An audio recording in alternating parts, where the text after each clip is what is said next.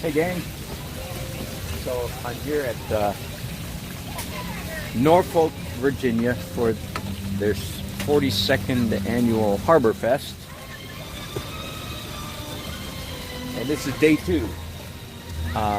Yesterday I finished this painting, and let me turn it around real quick so you can see where I am.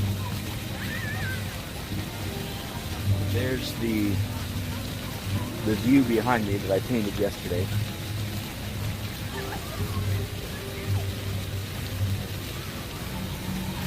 With a few edits, of course.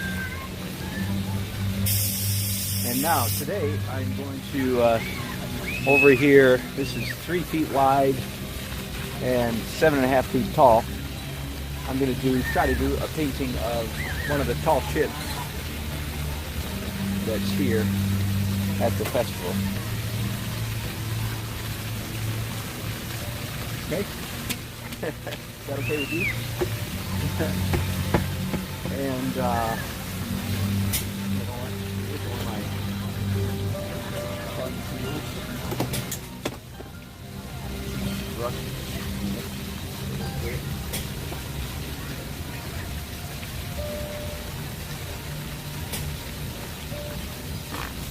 Go. And I'm going to start with my now common big swoosh of, in this case, red or orange. I expect the sky to be mostly blue-ish. That's the reason I'm doing this abstract mark in orange. Did you catch that? I expect the sky to be blue. That's why I'm doing the underpainting swoosh, or whatever you call this, swooshes, in red and orange.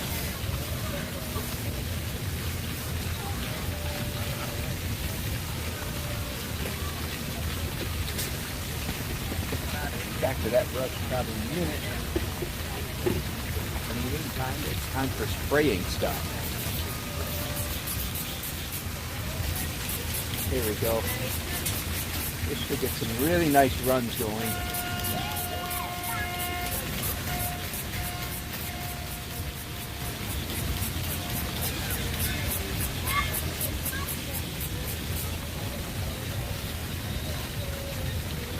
And one of my favorite new tools is this mop. The only problem with it is the handle is not quite long enough, but I'll make it work anyway.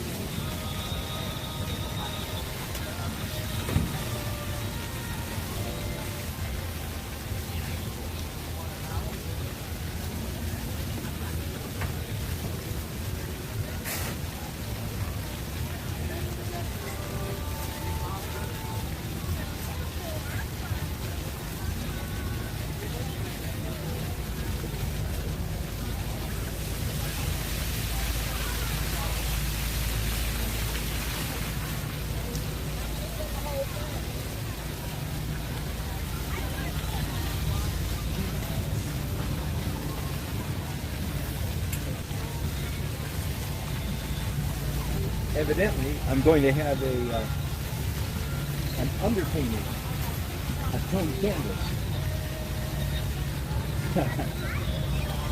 Not exactly what I started out finding, but that's what it's turned into. I kind of like it. So, which, come to think of it, that's a really good idea. But there's going to be a lot of sky in a painting. Let me repeat this. If there's going to be a lot of sky in any painting, that's a even better reason to have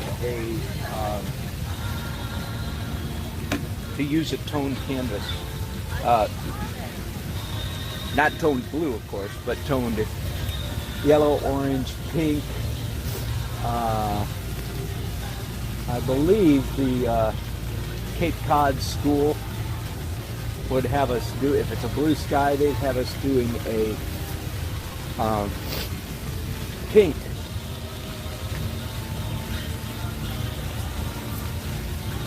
underpainting.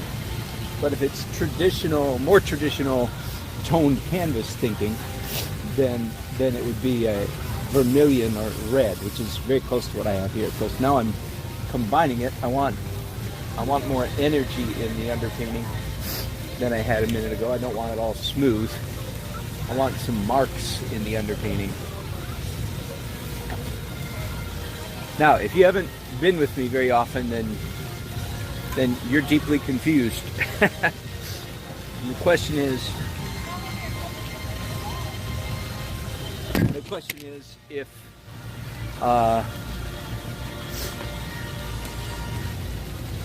I'm doing a painting of a ship, a tall ship, you can see a photograph of it over there. Well, you can barely see it, right? There it is, see? So that's what I'm looking at mostly, although I'm not, certainly not looking much right now. I'm just trying to create a nice abstract shape on this canvas. Why am I doing an abstract shape? Several reasons. One reason is to begin from the get-go, from the very, very, very start. My goal is to put a high degree of chaos on the canvas. That's one answer. Another reason I'm doing abstract shapes that have absolutely nothing to do. See, I'm not, by the way, don't be confused.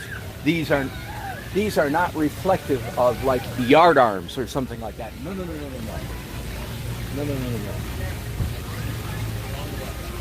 So don't be confused. If I was painting a white silo on a Wisconsin cheese farm, I may still have,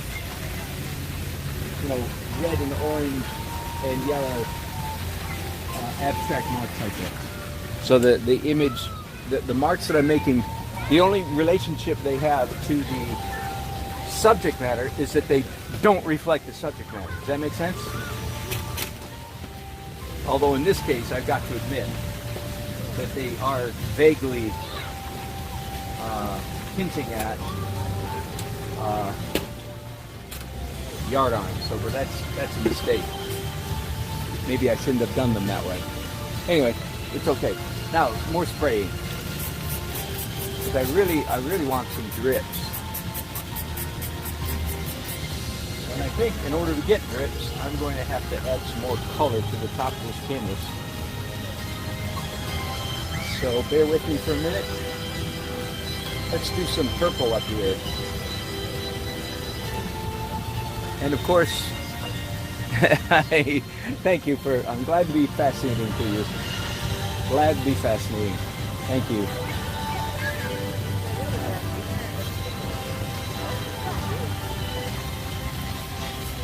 By the way, today, I like drips, period. I always have drips in my paintings. But I will tell you that today, having drips on the painting is more than just an abstract consideration. If I can get gravity to draw a whole bunch of vertical lines on this canvas for me, the vertical lines will actually help me in rendering this subject matter. You see that? See all those vertical lines? They're not perfect, but they're pretty.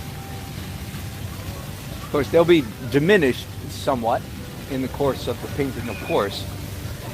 But those vertical lines will actually help me render vertical lines in the ship. Hello, lady.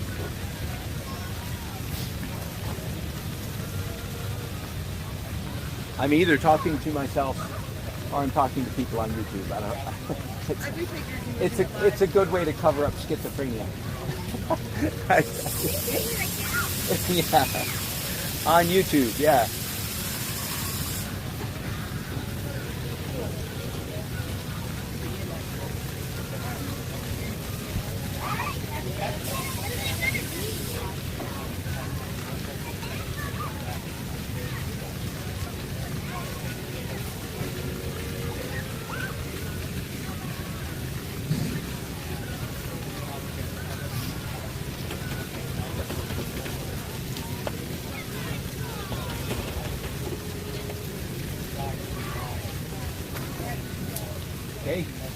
More spraying, more drips, more runs. There have been a few times in my career where clients, it's been a while now, where clients asked me to come back and fix the drips in their painting. Yes, that is extremely irritating. And it just shows a blistering lack of visual sensitivity on the part of those clients. And of course, the fact that they don't understand art, that's no problem. Most people don't understand art. But anyway, so perhaps since then I've been even more careful to make sure that there's lots of drips. In other words, make sure that I don't just have a few drips, because then people could construe it as a mistake, which would be a mistake.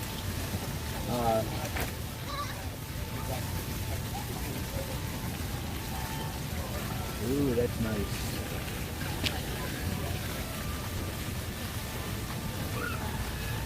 Of course, I mean, the amount of drips on this painting right now is ridiculous. This is not the norm.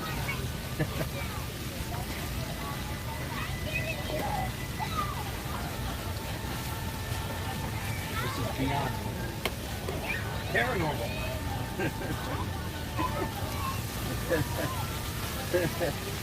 Ladies and gentlemen, a paranormal painting. Paints itself. All I have to do is stand here and meditate.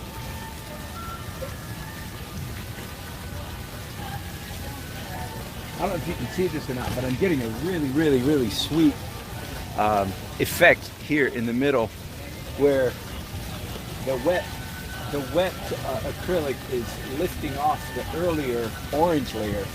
The later purple drips are allowing me to when I rub it takes off, and that's just really sweet. In fact, that's a really nice, in my opinion, that's a really nice abstract painting right there, which is my goal. That is my stated goal.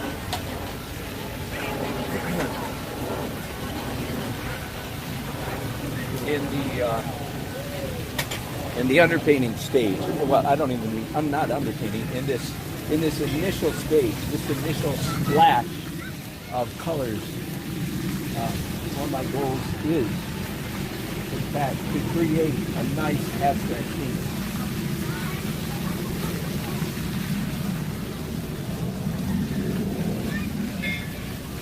That is one of the beefs I have, one of the philosophical exceptions I have to the concept of blocking in a painting, which is the most traditional way for an oil painter to start his or her painting, is to block in the painting. And I have two objections to that terminology. One is, blocks, as everybody knows, are square things with hard edges. And people who, quote, block in their paintings, not all, but many, tend to, watch, you go look, tend to do square-ish shapes with hard edges. And it's really the hard edges that I take an exception to. I say it this way: if you block in, you lock in. And that's a mistake. You do not want to lock in. Now, if you're as good a drawer as Richard Schmid, or Kevin McPherson, then sure, you go ahead and block in, because you're such a good drawer that you never make mistakes. So it's okay to block in. But the rest of mortal humanity, you do not want to block in, because you don't want to lock in, because you'll be locking in mistakes. So rather than block in, I highly recommend blobbing in. Blob in your painting. Don't block in. Blob in. And that is, pretty good description of what I'm doing right now, right? Very abstract. In fact, so abstract it has, until now that I'm doing this blue at the bottom, this by the way does hint at the water that's going to be at the bottom of the painting. So at this point, I started rendering the subject matter. But the third reason I don't like blocking in a painting So there's three reasons. One, block in, you lock in. Two, blocks are hard are square with hard edges. Number three, people that block in. Now this could also apply to people that do quote unquote underpaintings, which is what I do. But especially the block in people, their mentality is, well, this won't really show in the final painting, in a sense. So it's okay if it's ugly. In other words, their block-in step, their block-in process, it's okay for them if at the end of the block-in process, if the painting is ugly, because they would say, quote unquote, it's just a block-in. You follow me? And I would say, on your way to creating a beautiful painting, why must you, why would anyone take an intentional detour through ugly? Let me say that again. If you're creating a beautiful painting, why would you intentionally take a detour through ugly? No reason. So what I'm trying to say here too is that what I am trying to create on this canvas right now is a beautiful abstract painting. Quirky perhaps, but yeah, beautiful. Now whether I succeeded or not is another matter. That goes without saying. Just because I want to do something doesn't mean I succeed every time. But it is certainly what I want to do. And now that I've started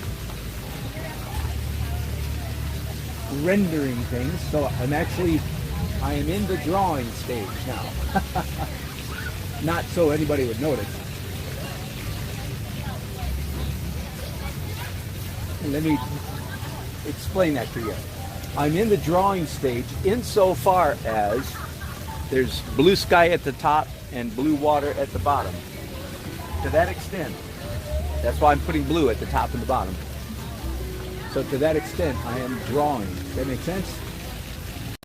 I'm going to sneak up on my subject matter little by little, step by step by step, small step by small step. I allow the image to emerge on the canvas. A very different mentality from what most students have. Most students are insecure in their drawing skills, so they rush to judgment. They're in a hurry to get the image on the canvas because they're insecure about their ability to get the image on the canvas.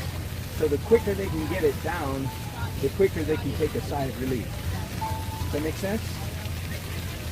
That's why most beginners, myself included when I was a beginner, why I was in a hurry to nail the sucker down.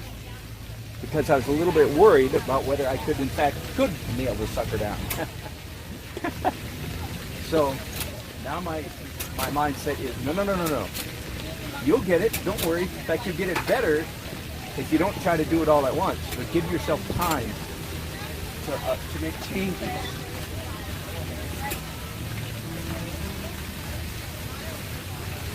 That is a fascinating canvas. Hello. I'm painting.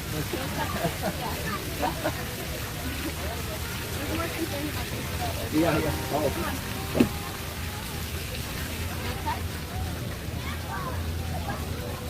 Yeah. That's all of it. Some of my weapons here.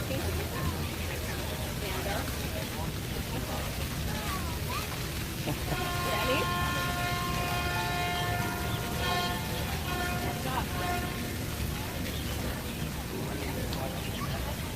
I expect that I'm going to spend a lot of time up high today painting the top half of the painting. I'll not time for that yet. You got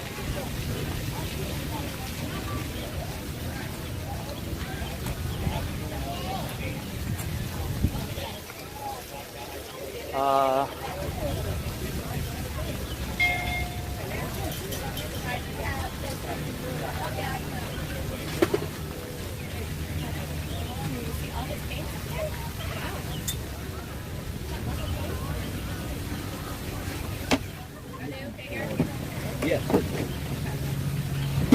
said, thank you for not freaking out. You're doing good. Thank you for not freaking out. Freaking out. You wouldn't believe how many mothers, like, the mother freaks me out by her shrieks of whatever when the kid's doing nothing. And so thank you. That happens all the time. I'm doing great with the kids. Aren't you doing good, buddy? I love it.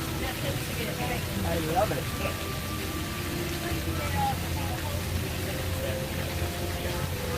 Can you tell anything?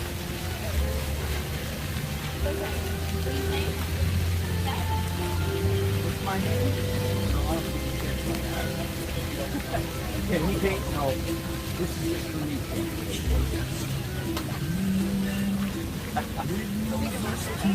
Yeah. I am. Here, I'll show you. This is what I'm doing. So that's what I'm going to paint. I'm going to paint that thing here. It's right with that. It's that thing right there.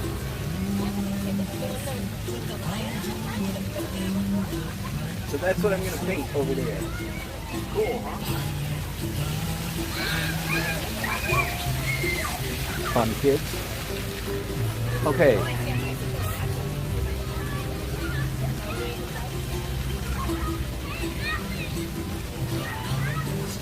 I'm going to start sketching stuff in. I want a dark brown.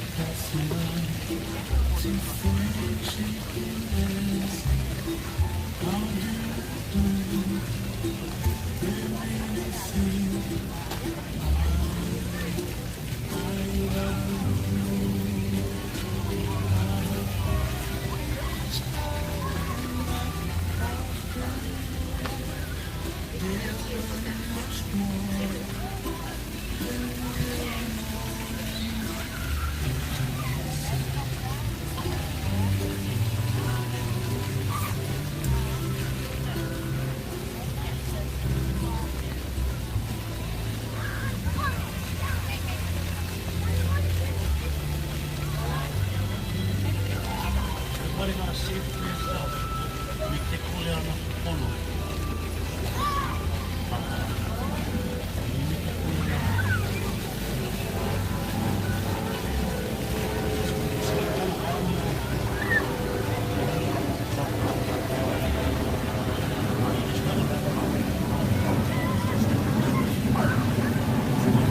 So my smart aleck answer to the question often, how do you do big paintings? The answer is big brushes, or at least long handle brushes.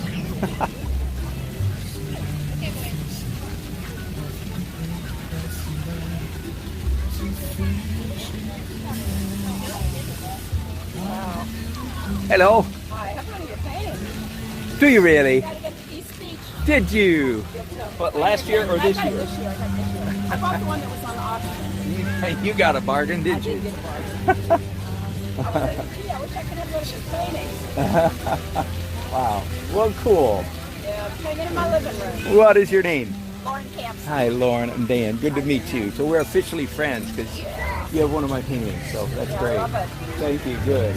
I was thinking about putting it in a floating frame. Yeah, that's just a decorator decision. You know, it just has to do with that's the. okay, because I know it's gallery wrapped. Yeah. But it would bring it out a little more. Yep, yep. And make a bigger statement in Yeah, the room. right. I have a lot of big art. Is it the boat, the two No, boats? No. Or is it a was street? two boats. It's a street one. Yeah, yeah. And yeah, so it's like, Yeah. like this. Right. So that's right. okay? Yeah, absolutely. All Yeah, I right. give you permission Thank you. to frame it. Thank you. I'm selling beer across the way, so I'll be backing out and then you watch how this goes. Now, Excellent, Do you sell excellent. this? No, this year, last year I sold them. This year, the festival is paying for all of them. So that's nice. I don't have to worry about selling anything. Yeah. Yeah, Okay, well, I'm going to keep an eye on it. Cool. good. And did you say, are you sewing? You doing selling? Selling beer. Oh, Cosmopolitan Club. and what's with the ringing the bell and cheering? Is that every time somebody buys a beer? No. I was going to say, That no. would be not a good idea. That would not be Every good. time they make a donation for diabetes. Oh, there we go. Our club does diabetes. There you go. Okay, got it. So when you hear a bell, that means someone else made Good. a donation for diabetes. Okay, good. All right, That makes me feel better. Thank you.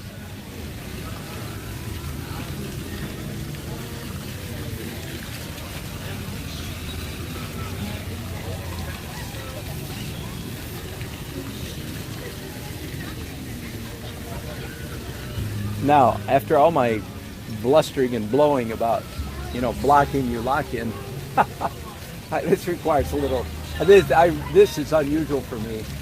This is very unusual for me to do this kind of drawing this early in the process.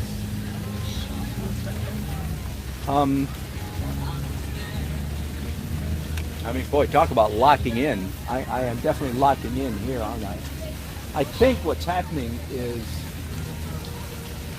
two things. The lines in this boat, all the rigging, is so liney, so definitive.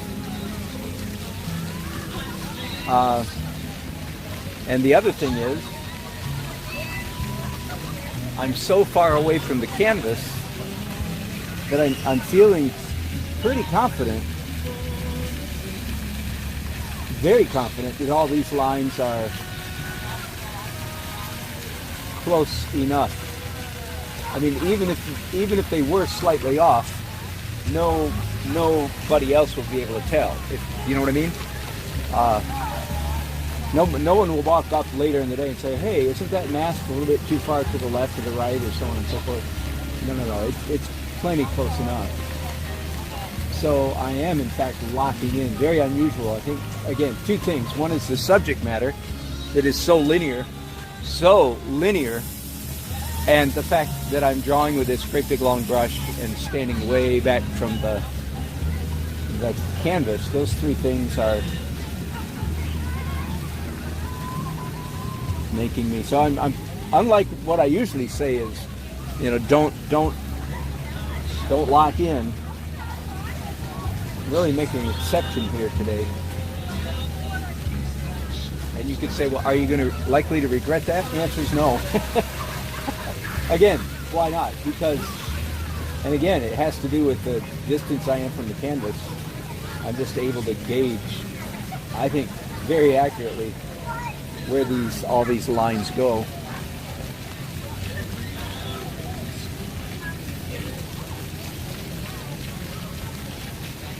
So I'll spend the rest of the day refining, enlarging, darkening, lightening, and so on and so forth, but I don't think I'll be moving these objects. Again, very unusual, especially after my earlier comments about don't block in. Don't block in, you're locking. Well, I'm locking in here, I really am. So there you go. Every rule can be broken. You just got to know when and why to break it.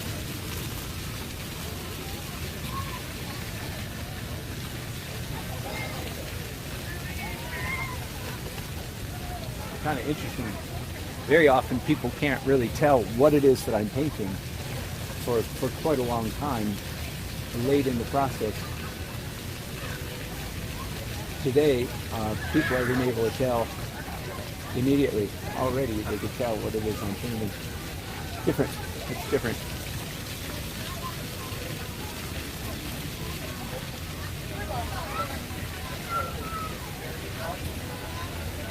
So this is a good example. Let me zoom in here for a minute.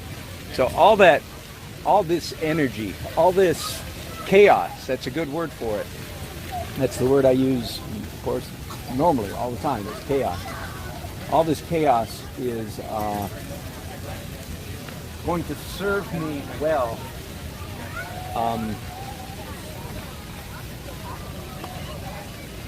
in the latter stages of this painting, during what I'm now calling the final edit. My paintings typically take anywhere from 12 to 15 layers. They are 12 to 15 layers or stages, distinct layers or stages of painting. And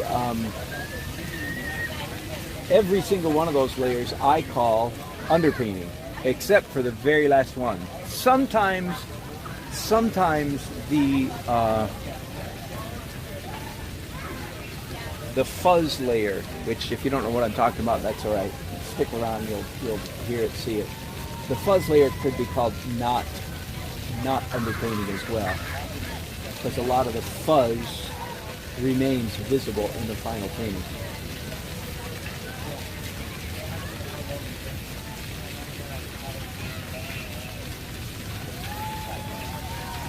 I took this picture last night when there's a nice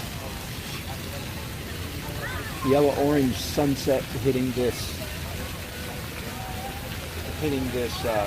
ship from the west. Yeah, last night the sun went down in the west. One of those days.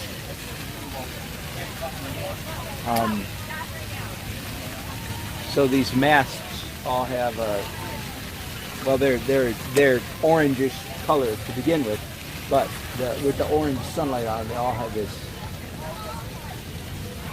nice, I guess is cedar, but I'm not sure about that. I think masts traditionally, weren't they made out of cedar? Shows you what I know.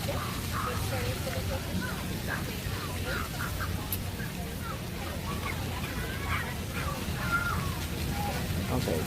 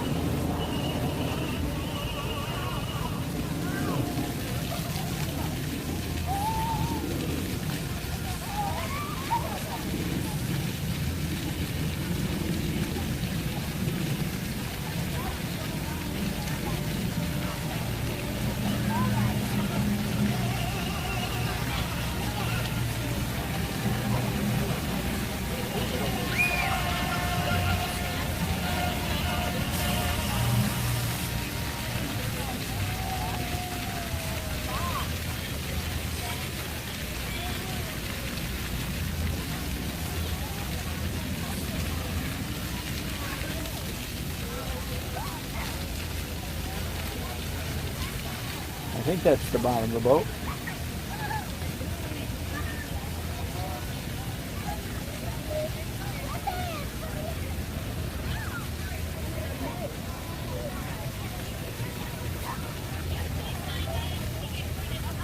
And there.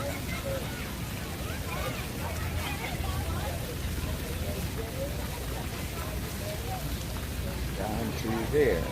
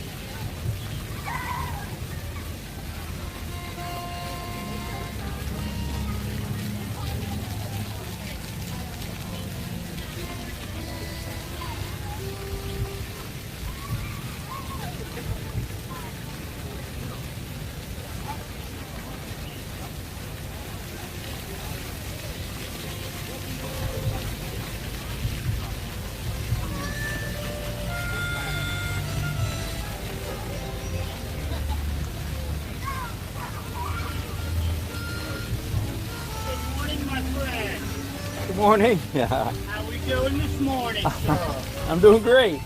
Thank you. Good. Looking good. Thank you. Thank Good, you. sir. You can actually tell what I'm painting, can't you? Yes, sir. You're painting the boat. Yeah. Usually it takes a while for people to figure out what I'm painting, but not on this one. This one's pretty obvious, I think. There's the pier. How are you doing? Thanks for your work. Thanks for making us look good. Thank you. Another day at the office. Yeah. I thought I was scheduled to work the night shift tonight. Oh, yeah? Yeah, it turned out, no, I need you this morning. There you go. So, up, Way to go. Thank you.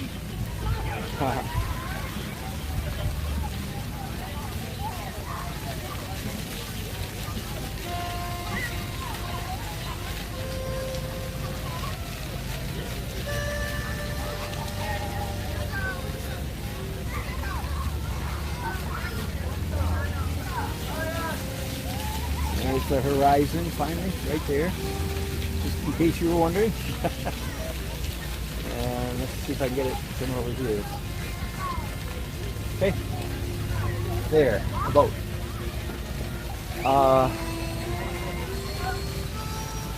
Wow, it's going to be warm today.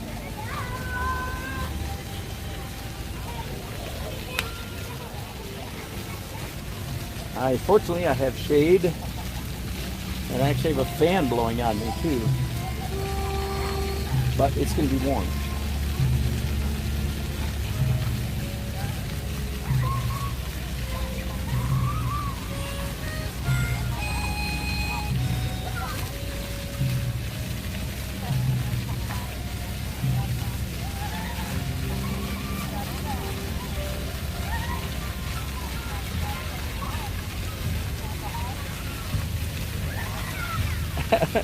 There are a lot of lines in this boat.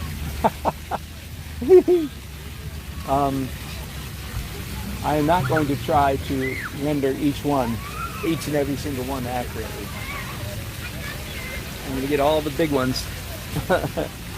And after that, nobody will know except a real sailor who sails this kind of, but no one else will know that those lines aren't right. Just get the big ones in place. That's good enough.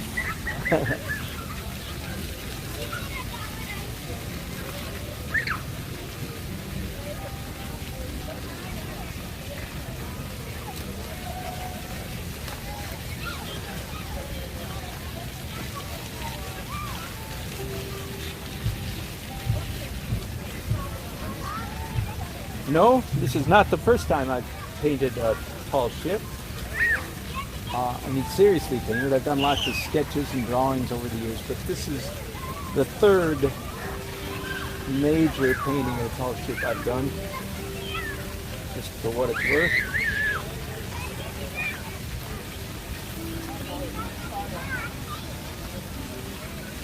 Okay, I think I'm actually, at least for a while, I'm done with the long handle stuff.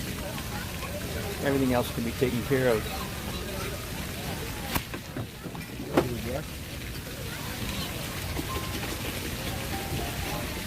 Okay, what to do next?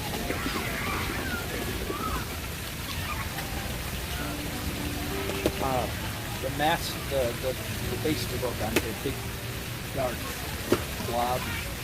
That'd be a good idea. And then the sail. There's one big sail. Whoops, I had you zoomed in a lot of time there, didn't I? You can't see that. Never mind. So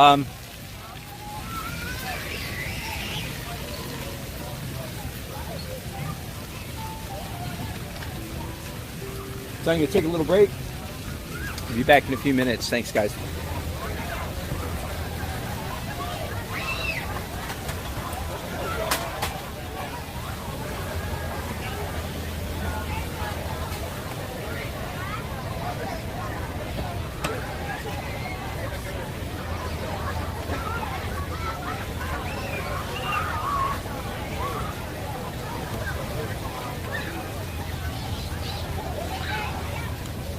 Hey gang, are we back? Thanks for joining me.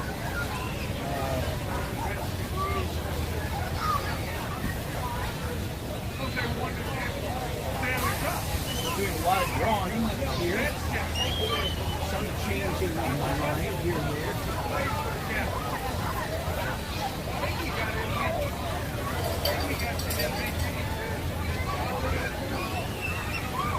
At the moment, I just want to warm up the tone, temperature of the paint a little bit down here.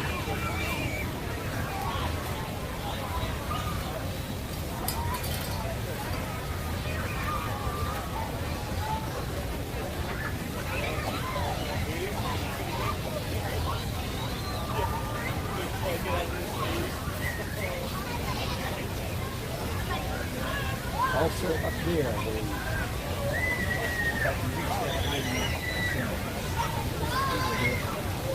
If I can reach that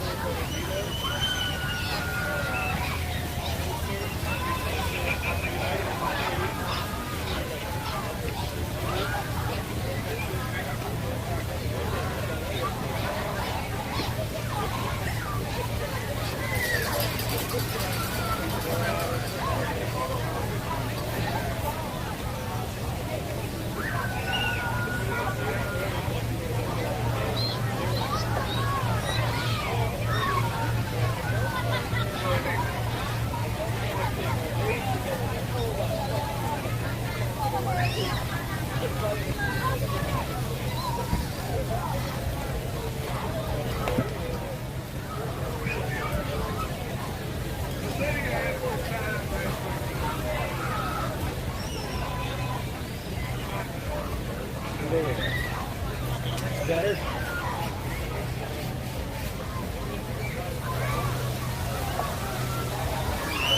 Now, where next? It's kind of what I've been drawing to do everywhere.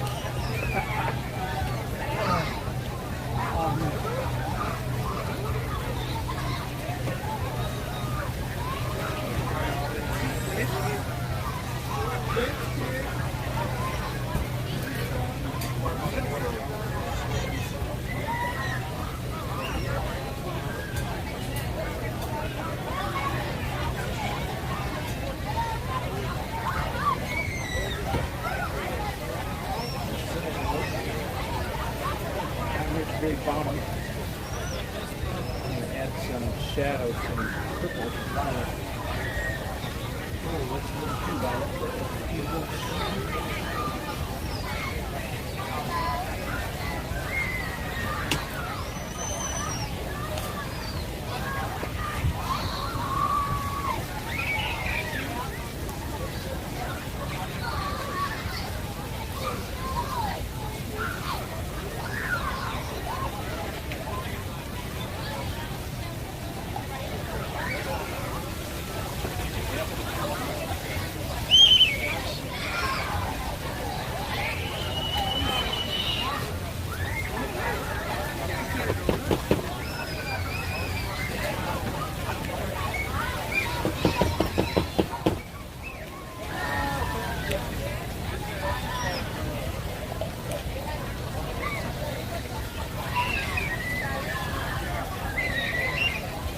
Not too far from here, they're murdering children all weekend long. As you can hear. Kids are loving it.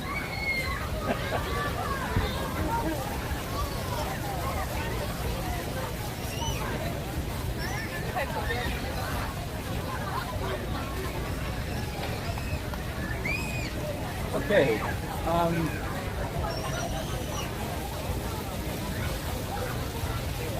sort of debating where to go from here. I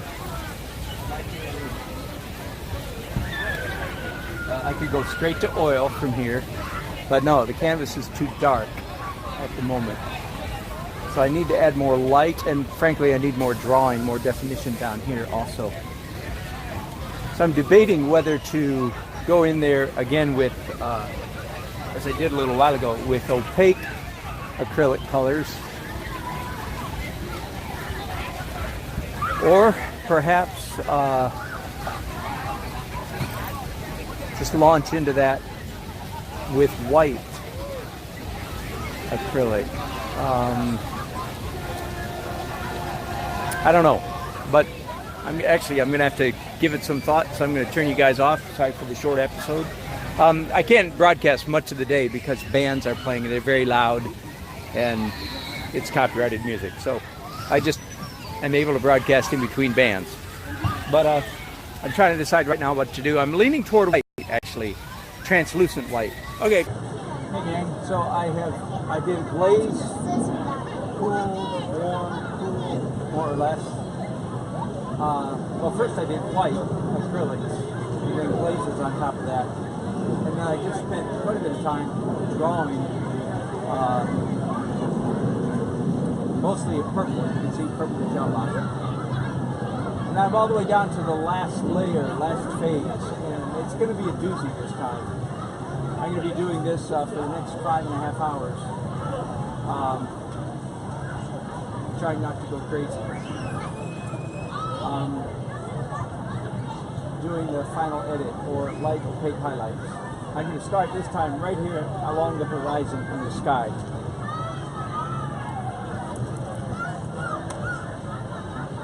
Hello.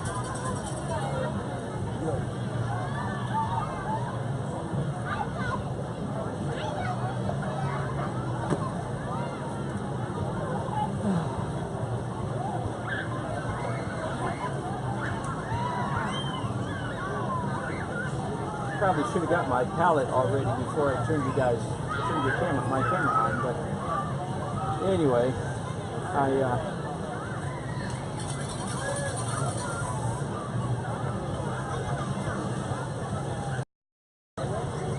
I'm working without my normal glass palette that I carry with this kit, and I remembered when I was about halfway here, it's like, oh man, that thing got left out last time I used it, and we never put it back. So I'm finding out how much I really do like my glass palette that you can scrape off with a razor. Also discovered that I don't have a tube ringer with this kit, which is a huge oversight. One, and then I discovered somebody started making cheap metal ones. Buying the cheap version is willing to buy anything that's cheap if it works, but tube ringers can save you a ton of money. Dick Blick is, I'm afraid, the only place you can buy it, and it's a, I don't know, heavy duty tube ringer, I guess, or what you call it. Yeah, do not waste your money on a plastic one, or now a cheap metal one. Darn. Now, I used to be able to just tell people. I used to be able to say simply, don't buy a plastic one. Again, the reason is because it doesn't work. It just does not do the job. And now I have to say, don't buy a cheap metal one either, because somebody started producing a cheap metal one in China. And it really is bad. Not at all worth the money. So, it doesn't ring, it's a tube ringer, right? It doesn't ring the tube. It doesn't get the paint out. That's plain and simple. And again, I'm not being a snob. I loathe the snob attitude. You know, nothing but the best is good enough for me kind of attitude. So that's not where this is coming from.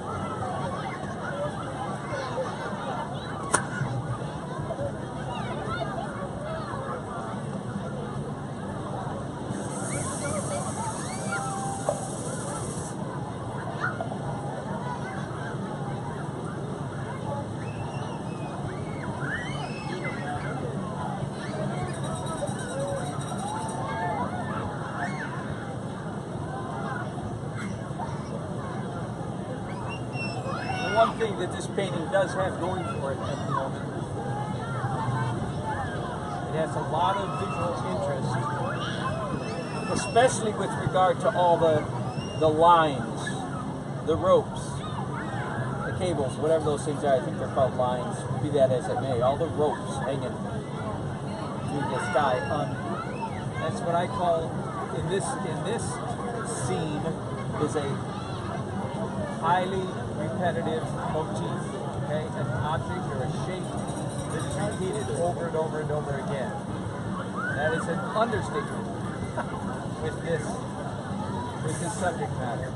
There are thousands of lines, thousands of ropes in this painting. And I'm happy to say, as of right now, those thousands of lines are rendered in at least 6 different techniques. So that's the key.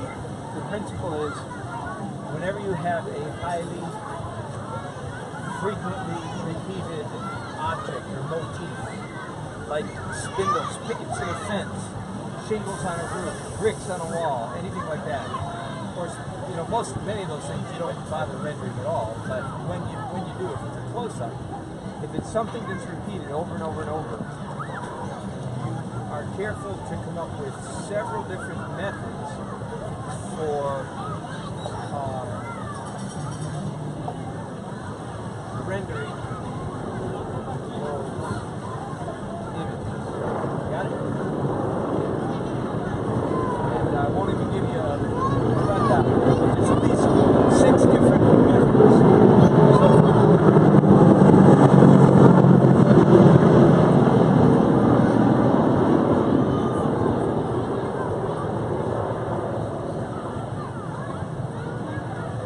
Did I tell you I'm in Norfolk? You're non-Americans, you know that Norfolk is one of the United States' major naval bases. Major. I think it's second only to San Diego, I think.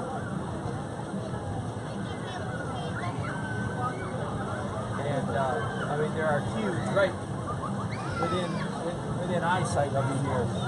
There are huge battleships, destroyers, aircraft carriers, the whole Navy thing. So every once in a while those loud helicopters go in.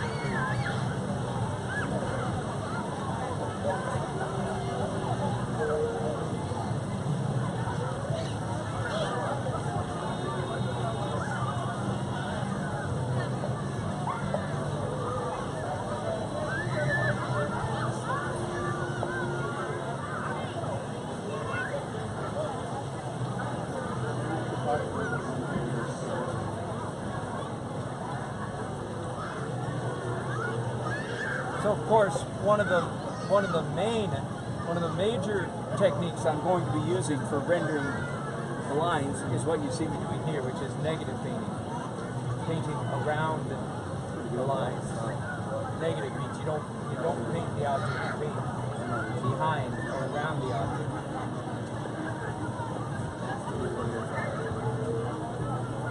But even the lines that are already there, as I said, are rendered at least 6 different techniques already.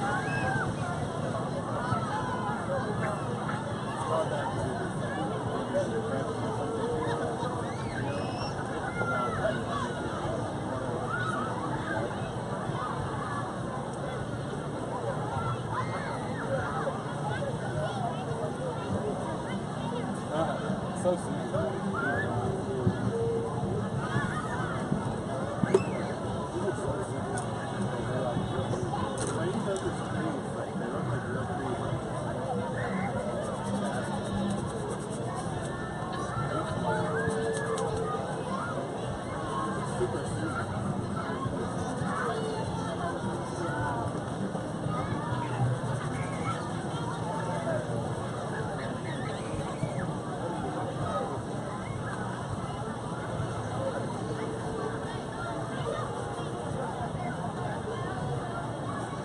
Another method is scratching. I'm using every trick in the book, everything I can think of.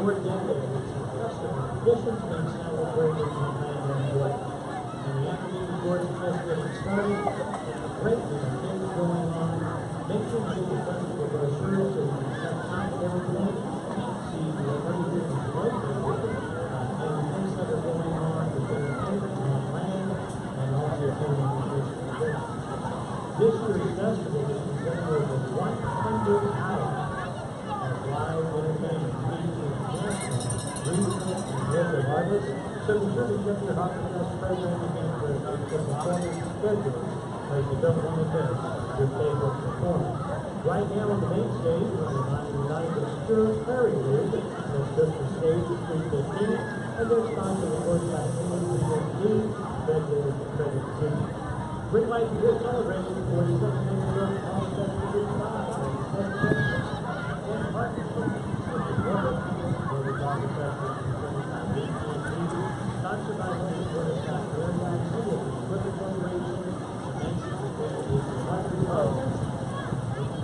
So here's an extra challenge for painting outside. It's the wind blows. My canvas, as you can see, is going back and forth. Yeah, that's kind of difficult. I should add that to my list of how to paint loose. You know, Dan Nelson's rules for painting loose. Number 1, use big brushes. Number 2, paint with both hands. Number 3, turn off the lights. Number 4, drawing the blank. Oh, take off your glasses. That's right. Okay, number 5, paint in the wind. There you go.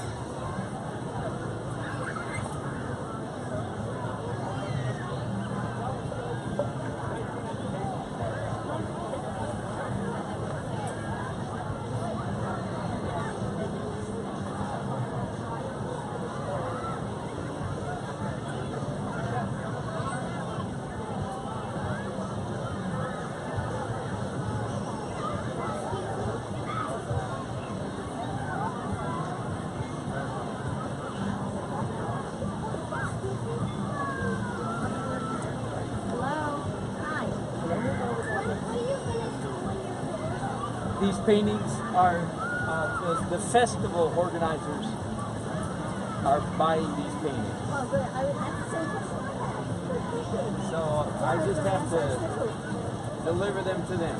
how long have you been? I'm good, thank you so much, appreciate it. I like this. I like this style. Did you enjoy painting as in elementary school? Well, drawing anyway, yeah. Uh-huh. Yes, I did, but And like, did you go to school or something? well, I did. This talent. I did, but it didn't help much. Colleges don't train people how to do good art. I agree. Go ahead. Yeah. If they do anything, they try to teach their students how to survive or thrive or make it in the art establishment. Yeah, right. And the art establishment is not into producing beautiful things. I agree. It's into preaching propagandistic political sermons. Totally agree. So that's what I got in college, was more of an attitude than, and I didn't realize, it took me decades to recover from my, Did you get a job afterwards? Did that? yeah, as a youth pastor. Oh, great. Well, thank you. Praise God. Thank you. It took me a long time to get back to the art. I thought you said you were pest. Yeah, that too. That too. Which I thought, you know, How appropriate. not a big part pest. Typical artist. Where's your church? Well, I'm a full-time artist now. Oh, now full-time. But, I'm a full-time pastor, very friendly to this guy. That's a full-time artist. I don't have a church, but just can't. This is amazing. That's wonderful. Thank you. Thank you. That's good. Yes, God bless you. Thank you.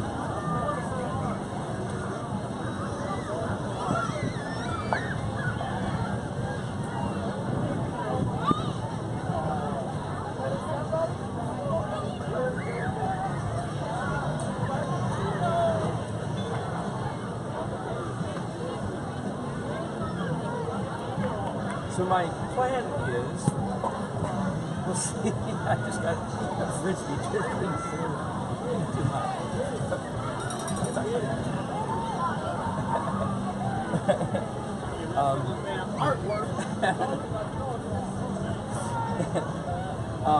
My plan here is, as I go up, I think that my over painting, final edit painting, the colors will come more and more in consonance with the underneath. Right? I think that's the plan. We'll see. So down here, yes, I'm intentionally, shocking the contrast, pushing the contrast, exaggerating the contrast, so as to create a sense of interest. So this here. See, really, I'm playing this one by ear to a significant degree.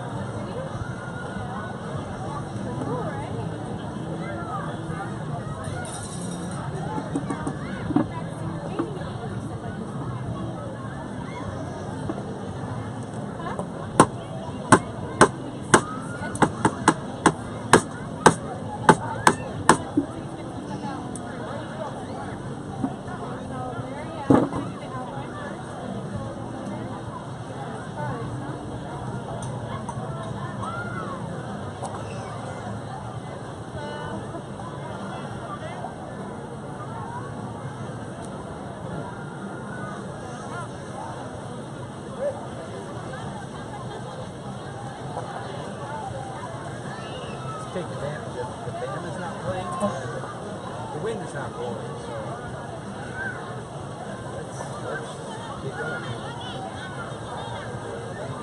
But I am sitting in the sun painting. That is definitely an extra little challenge. I didn't have to do that yesterday.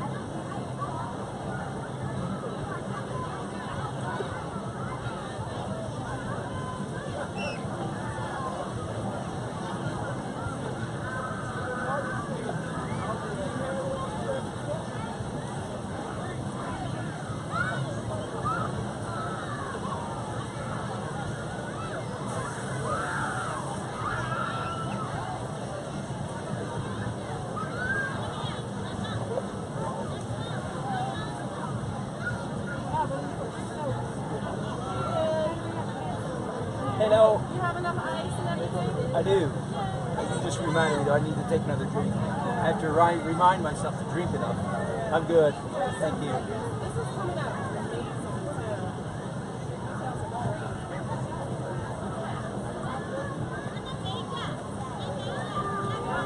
Thanks.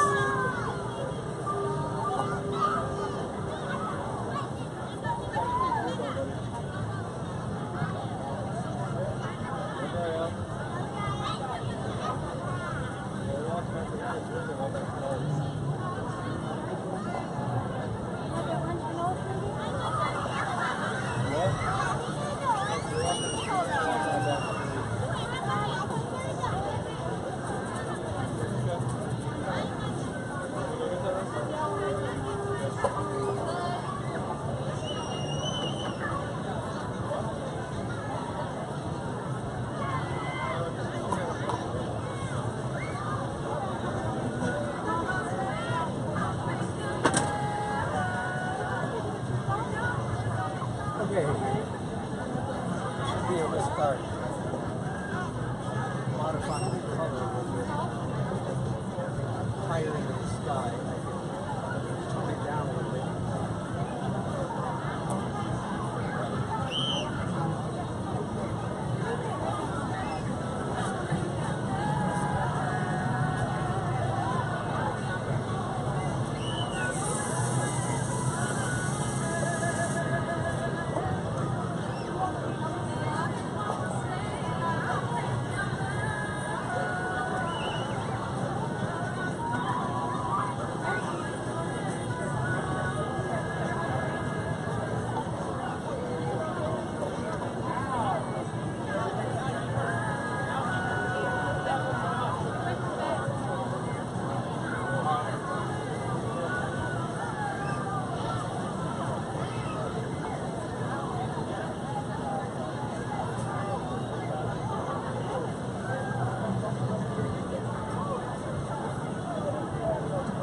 Hey, so what color do I add to orange to get closer to this color?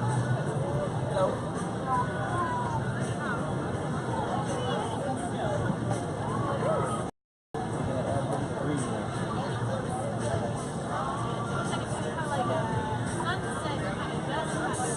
Yes, definitely.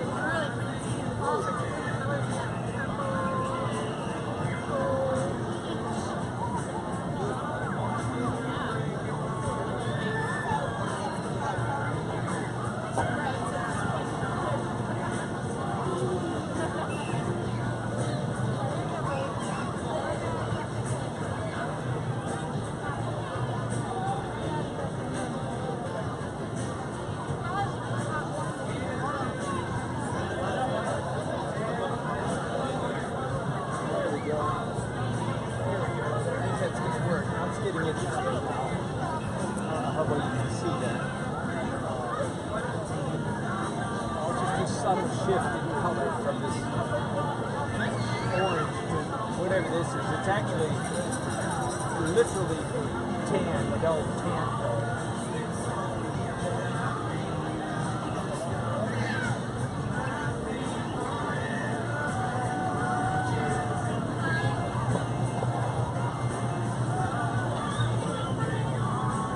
Because it was orange and I added green to it, so, right? Logically, it's brown.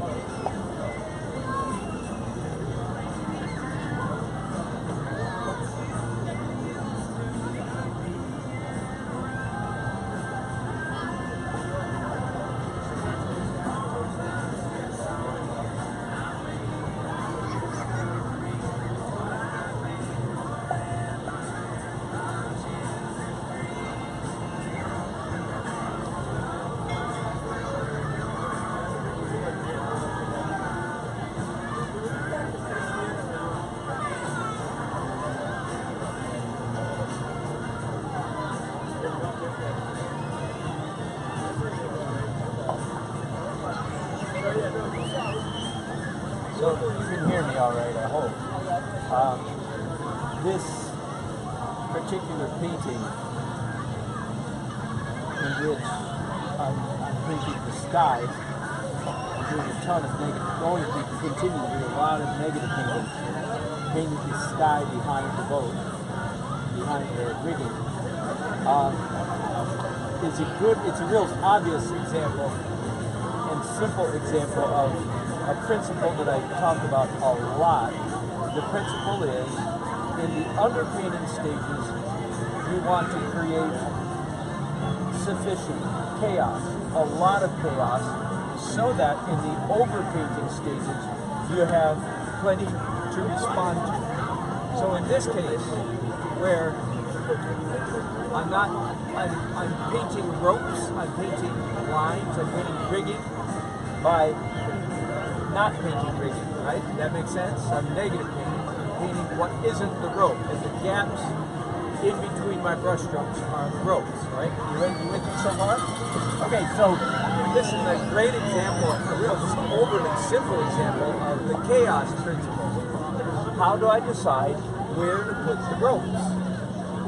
The answer is very, very, very easy, because in the many, many underpainting layers, I did ropes on ropes on ropes on ropes, some of which, of course, got covered up in later stages, but many of which didn't. So, like in here, yeah, it is. Hi, John. It is tricky with the canvas moving like that. I mentioned that a while ago. It's right in here. Do you see?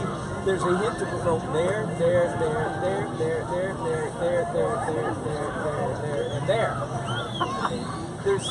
I just have to decide which ones to keep.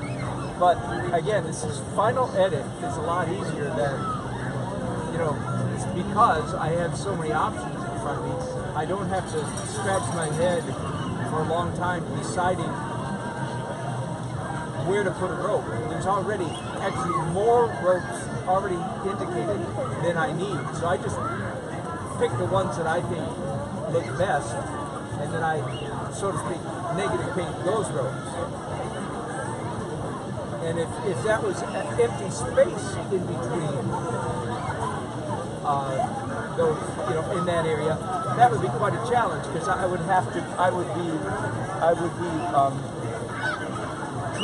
inventing ropes out of thin air. Which that would be hard. You can do 2 or 3 or 4 or 10, but after a while you just get tired of creating lines where there aren't any. But I'm not going to have that problem, because there's actually plenty of hints, plenty of suggestions at ropes in the whole rest of the painting. The whole upper part of this painting is nothing but just a cacophony of ropes. Some are indicated strongly, some are very subtle. So anyway, it's a good example of the principle. Yeah, John, there's the canvas moving. Woohoo! Keeps you loose, man. Just keeps you loose. Oh, I've done much worse than this. I've had days where I literally had to hold the canvas like this and then paint while I was holding it with one hand. I haven't had to do that this weekend. Thank goodness. Anyway, so I hope that helps you understand that principle that I talk about so often, the principle of chaos in the underpainting. This is just a real clear example of it.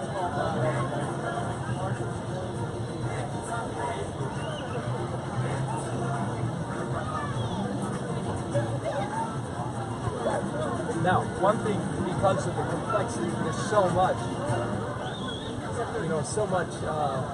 opaque stuff going on right now in this painting. This is one of those paintings where I'll definitely want to come back and add more ropes on top of the opaque, on top of the light. Get it? Also, I know very well that this painting, if I have the opportunity, and I do not know that I will, but if I have the opportunity tomorrow to do an additional glaze on it, this is one of those paintings that would improve significantly with more glazes. Why? Because there's going to be so much opaque paint on this. In my world, the opaque paint is the enemy, right? We don't want a lot of opaque. But in this painting, because of it, again, it's the way I'm doing it, there's going to be a lot of opacity. That means that a glaze tomorrow would really be nice, but I don't know that I'll have time. Tomorrow's a short day. In fact, tonight, I hope to get started on the third painting before I pack up tonight. That I do anything else, I really need to stand back and go back and look at this painting from a distance and see if I like what's happening.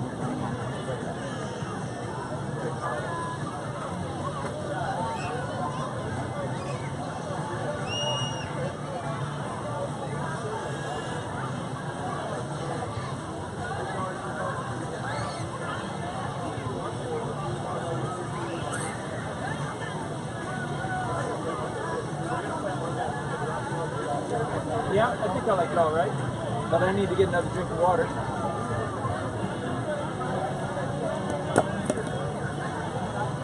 You were here last year, weren't you? I was indeed, yes You sir. haven't finished it yet? No. Nope. Hey, make sure you put me in that crowd. I was right there up front. Huh? Here, were you? Yeah, with this hat, man. Excellent. I think I got you in there somewhere. Yeah, Were you wearing that? Were you wearing that hat? Yes, yes. Okay, look at you right there, right in the front. Oh, okay, because I was happy right up front, man, yelling and screaming. Yeah, last year I asked you, and the question was hereditary. Art is hereditary, or the family. And I think it is. I mean, some people can draw circles, some people, it's natural. And you can look at the family history. I mean, somebody on the family was artistic, you know, and that's... I sort of think that's right. How about your family? Yeah, my dad was a good painter. I had a great-grandfather who was a professional sculptor. Oh, really? Yeah. Stone? I mean... Yeah. Oh, that must be hard. I mean, marble? You make a mistake? Yeah, It's exactly. like, hey, super glue it, you know? Yeah, exactly. And yeah, music and art runs real thick in all my...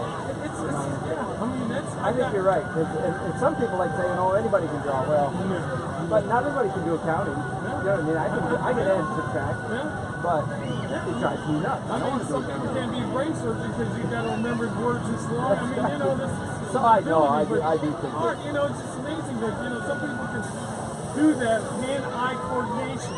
Yeah. And some people, Jesus Christ, can't do it stick man, you know? You know, you think art class, Dan? Well, actually Daniel, but I like Daniel. Me Yeah, too. all my old friends call me Danny. my real family calls me Daniel. There you go. You know, but There you go. whatever. All right, we'll see you next year, right? Yeah, that's right, Daniel. All right. Good to see you, man. So you gonna finish this thing by next year? Oh yeah. Come on. So what's gonna go in that spot? I think of you. Last night I took a picture of the waterfront, all of the people, the party over there. How about with the Ferris wheel? I think that I was know, amazing. Did you see that at night? Yeah. With the lights and stuff? That was I amazing. thought about it. It doesn't fit in that shape. You can punch a little bit. Yeah. Good to see you, man. All right.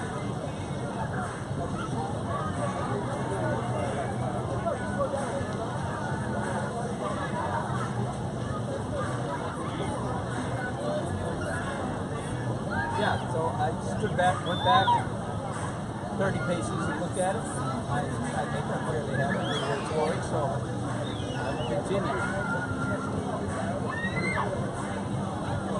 I'm going to have even more of a challenge here on my hands, just me, because not only will I be in the sun, but my canvas itself is about to be sun-spangled. And so I'll have to decide what I want to do about that.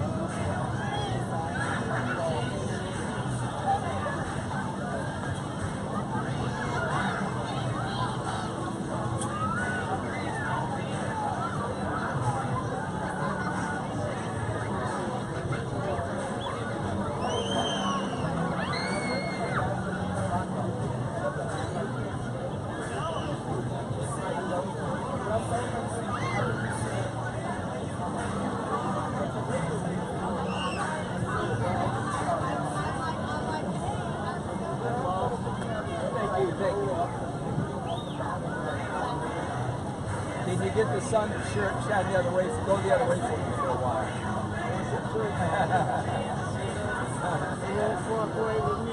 No.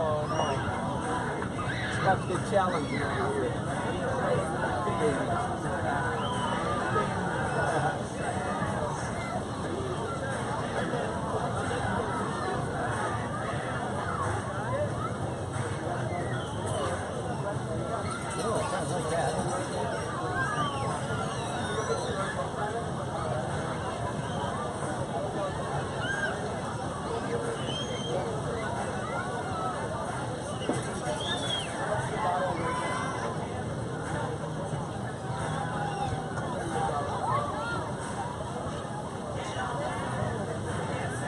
you know, a lot of when I'm painting a big painting like this, and of course what I'm doing right now is fairly abstract. The enemy, the enemy of the process, if I can call it that, at this point, is thinking too hard. Man, I mean, I've done a lot of thinking up until this point, but now the name of the game is just slap some paint down.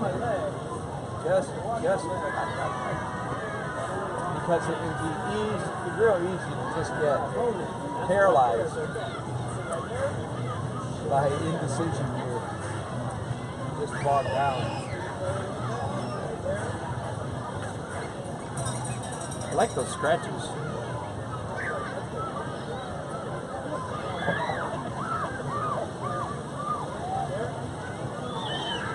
And again, the best painting happens when you're trying to do something else.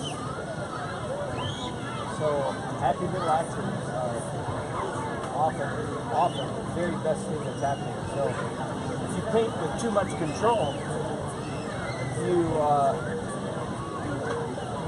diminish that spontaneity, the spontaneity that creates those happy accidents. You have to leave some daylight in your thinking, some gaps for stuff to happen, in my opinion.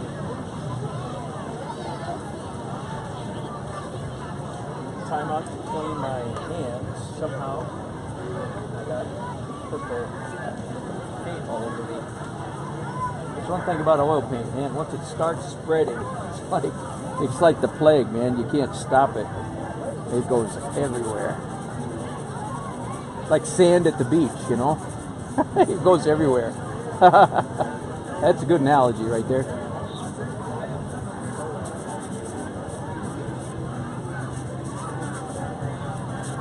Now, I don't like I think it's terpenoid in that bucket, so I don't want to walk around with terpenoid on my hands. So I'm grabbing a clean rag. I'm going to dip in my water. And wipe that hand off pretty good.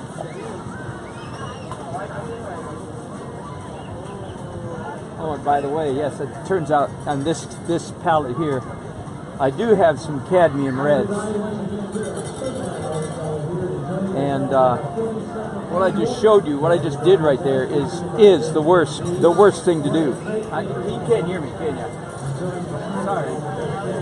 I got paint on my hands, and then I rinsed off my hand in terpenoid, which is not a good thing to do. That's the very worst way to get cobalts and cadmiums into your skin, in your system, because you rubbing the terpenoid. So I had to get the paint off, so I did it, and then I wiped it off immediately with water. Not ideal.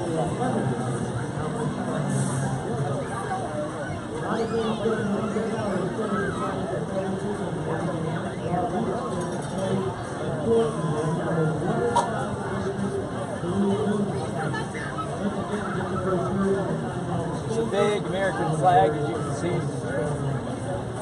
on the back of this boat. We're looking at the front, so it's on the other side of all this rigging.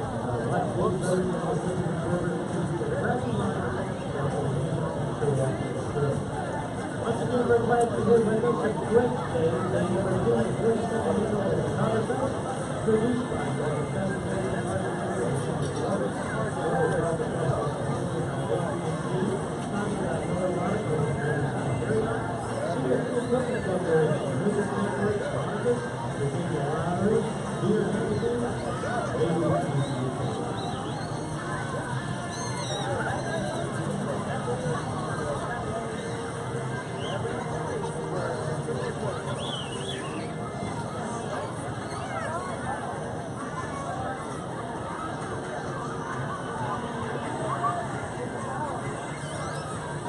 Okay, a little bit more red over here. purple is the red. That's right. Yeah.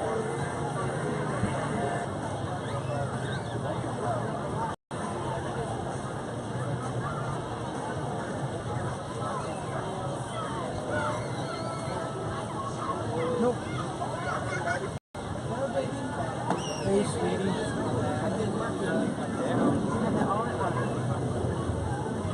I'm good. I've been trying to drink a lot, but I am in the sun today. Yes, I see you are. Wow. You've been drinking water though? Yeah, I have. Yeah. Would you like something refreshing, lemonade, or the other, the pina colada? Maybe. I'm actually kind of hungry. Are you? But also, yeah, I am. To one thing that I passed that looked really good was just like a salad. It's a really good Greek kind of salad, but it smelled delicious, which is at one of the vendors. And I also brought the cheese, Dan, which I knew would be easy for you to eat. It's very cold right now. Does that sound good? Yeah. Yeah, I guess. Don't stick around. Okay. Something is backing up without notice.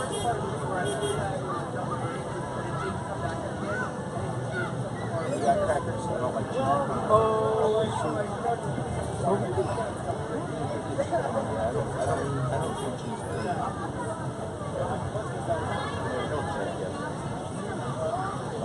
Wow. So sorry. Well, do you want me to go get a salad and stuff?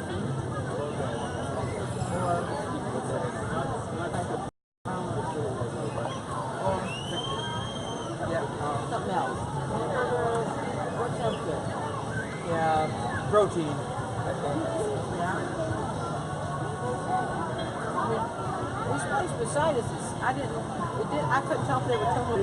It did say hamburger for $5. Over here, the restaurant right there, beside us.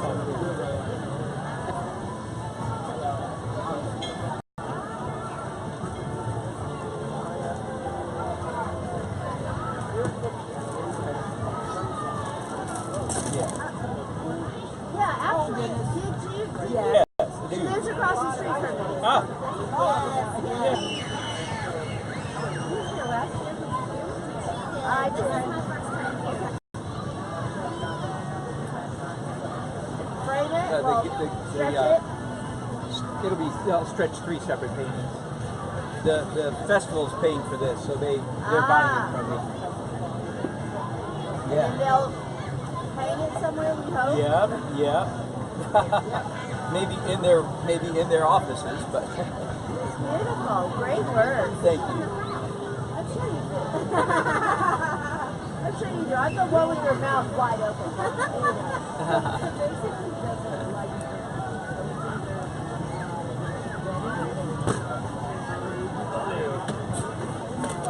You don't do it.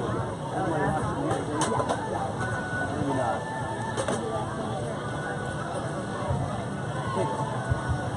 See, watching somebody paint is only, one tick or two better than watching the grass grow. Oh, I'm talking to my people. Oh, okay. Either that or I'm schizophrenic and I just use that as a cover-up. Okay.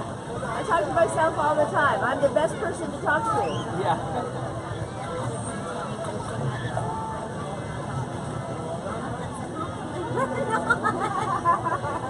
It is.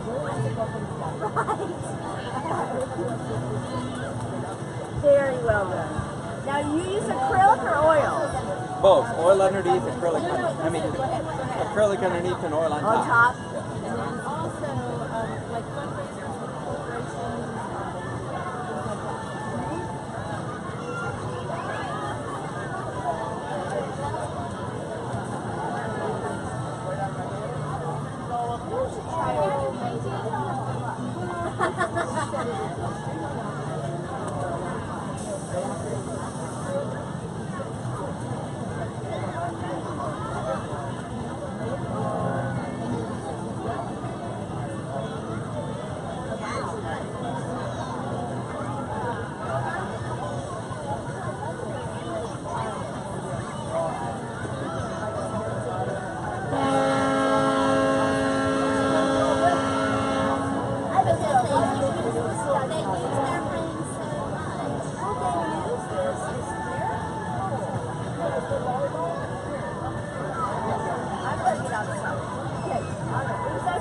Thank you so much. Yes.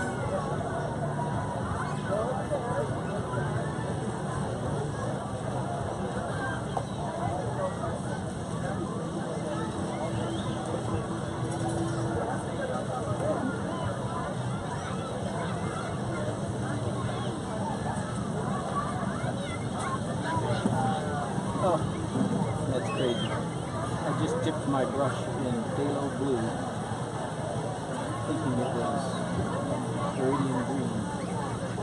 That's fun.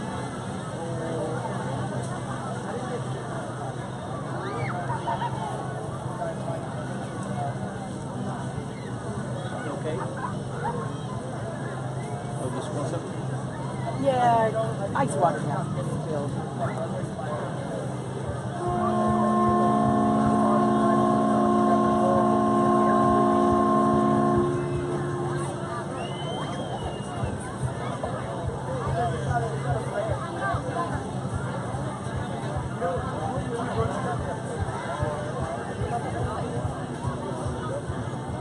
Alright, I'm gonna try to find the protein.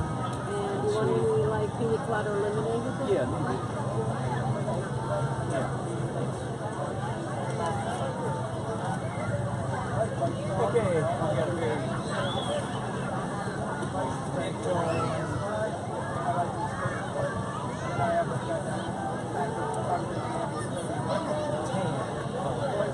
very nondescript color.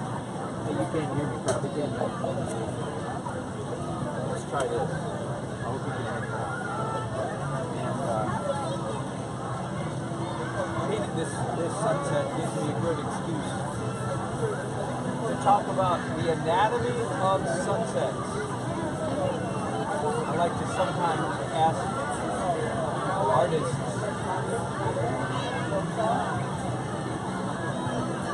about the colors in a sunset.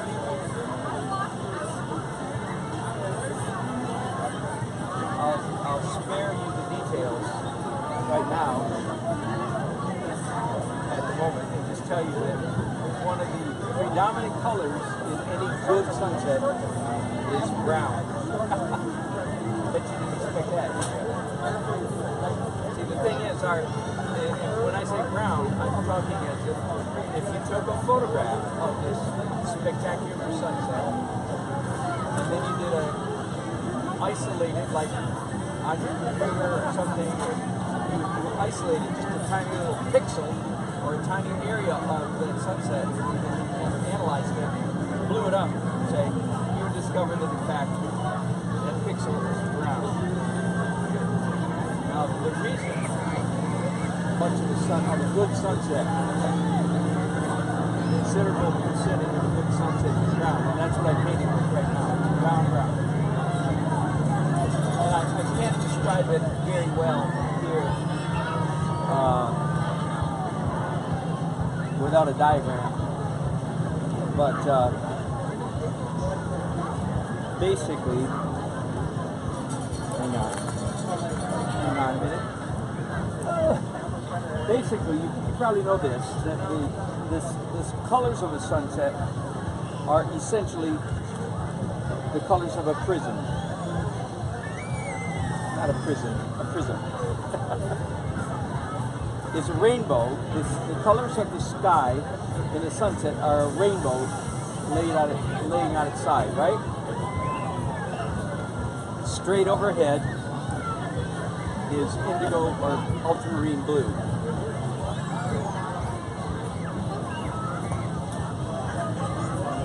And then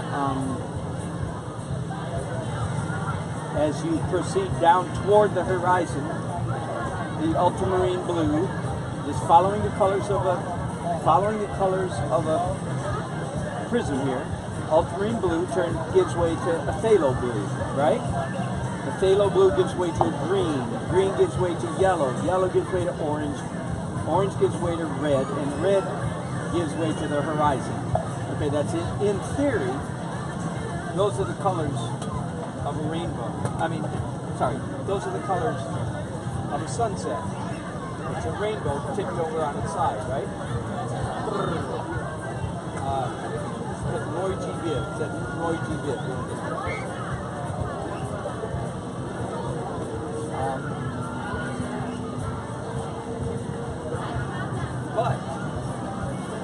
But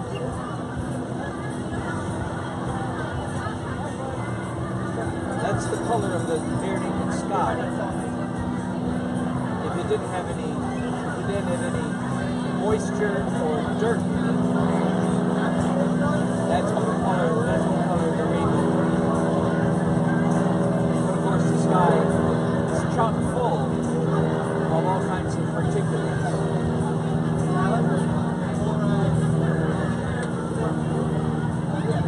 Dust, moisture, bugs, literally bugs.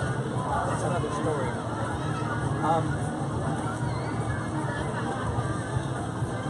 And of course, the sun is behind all those particulates, shining on them, if you will, from behind, right?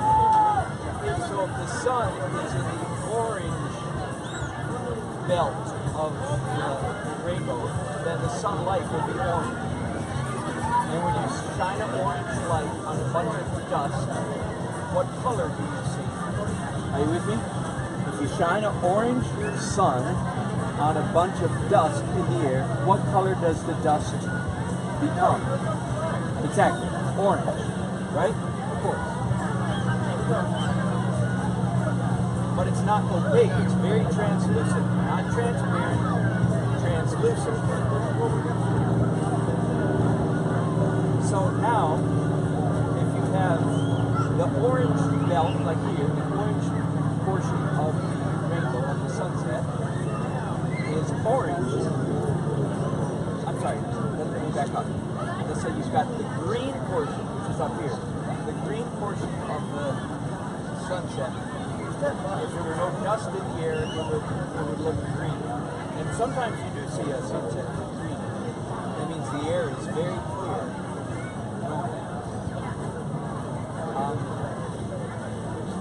But if you have orange particulates, dust, that is illuminating orange, it's glowing orange because the sun shining. So then you have orange on top of green. What color does that make? Black. Orange plus green equals exactly brown. And that's part of the reason why one of the major colors in a sunset is brown. But our brain doesn't read it as brown. Our brain, same thing when you paint in colored layers of color. Our brain doesn't see it as just one color, it sees it as two colors on top of each other. And same thing with the rainbow, same thing with the sunset. So our brain doesn't interpret, even though literally it's brown, but our brain interprets it as orange, or green with orange in front of it, and it reads it in layers. So we visualize the sunset as red, orange, yellow, green, and so on and so forth. But it actually has, it's a lot more sophisticated. And this particular painting, a lot of the colors that I just put up here are in fact brown. And that's where that brown comes from.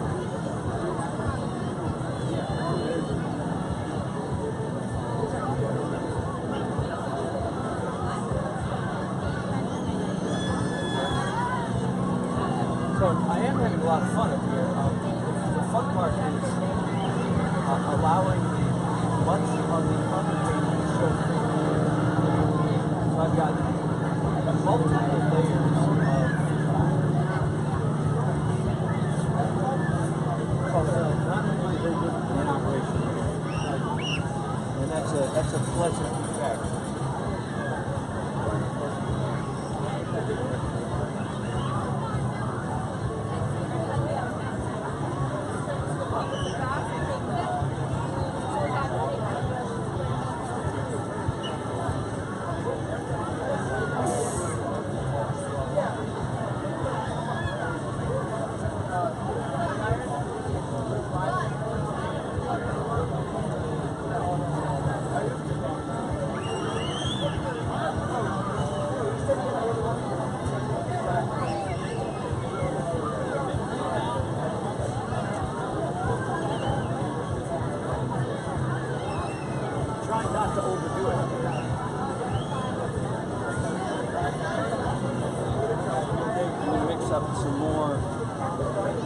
this time phthalo on purpose.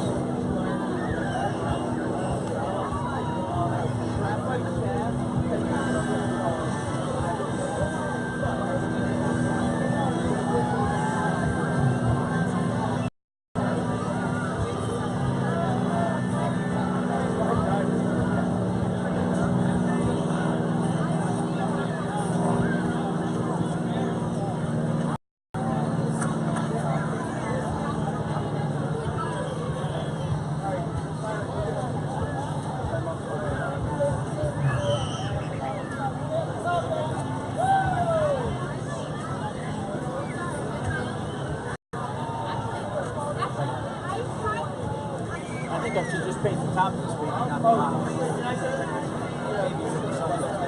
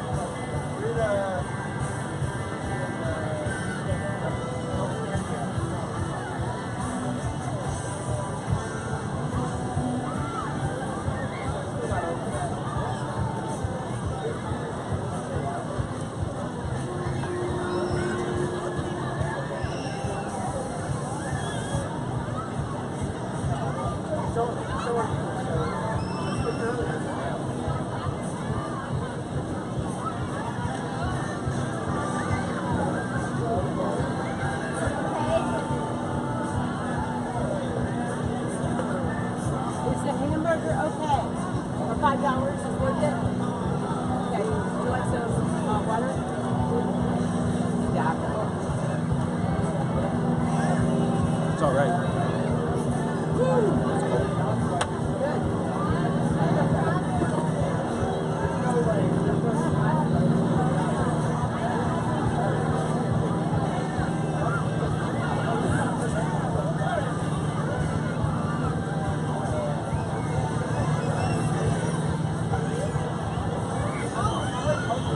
Beautiful, sweetie. Okay? Yeah, great. Awesome.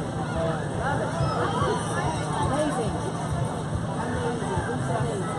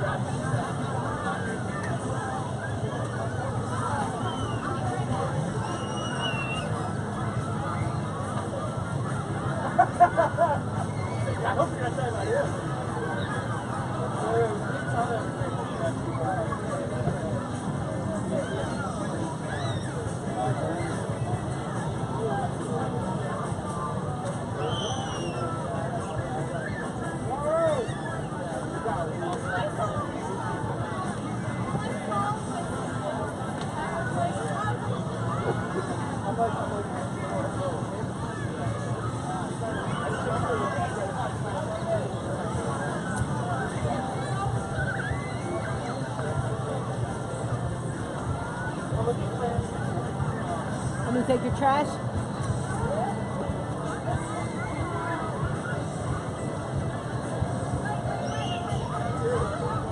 Good job, babe.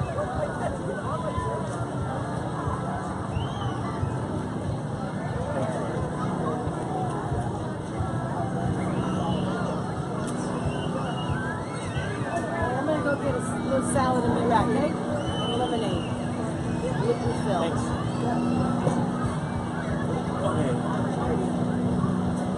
Activating the way it's supposed to be done. 2 hands.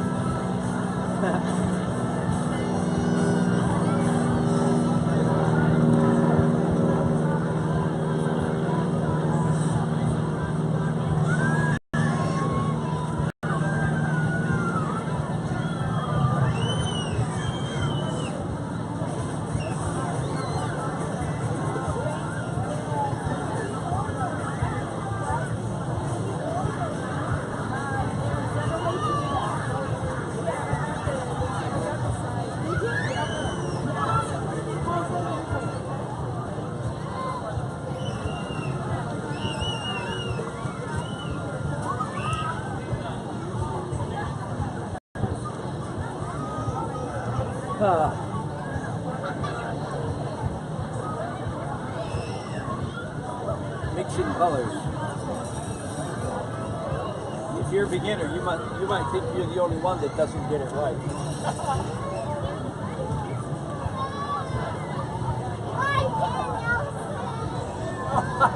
Hello, Tristan. Did you drive all the way over here? Oh, no. What's up, brother? I'm good. Good to see you. Hi, Sky.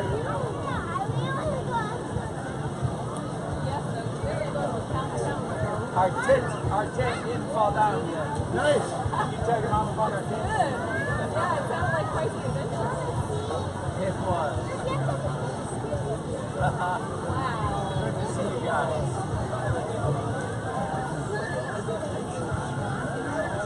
Nancy's here. She just stepped in. We're getting salad. Oh, there she is. She didn't step in.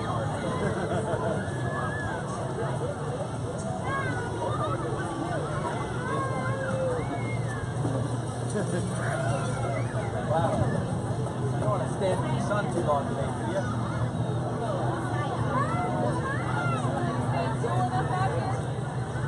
Pardon? Stand in the sun. But today it's going down in the west. And I'm doing the west side of the camp. I'm okay. Hey, man, if you want, we can just pull this up real quick and change the angle. Yeah, yeah, exactly. Real quick. Real quick. You're one of the few people in the world that knows how real quick.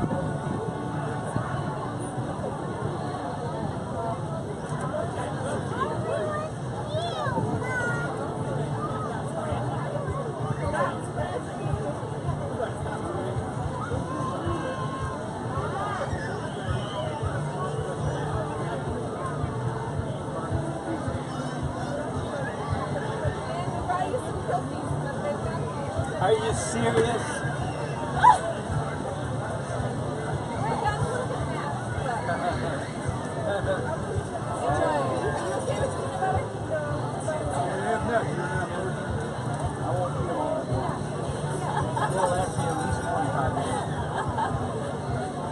Oh, wow.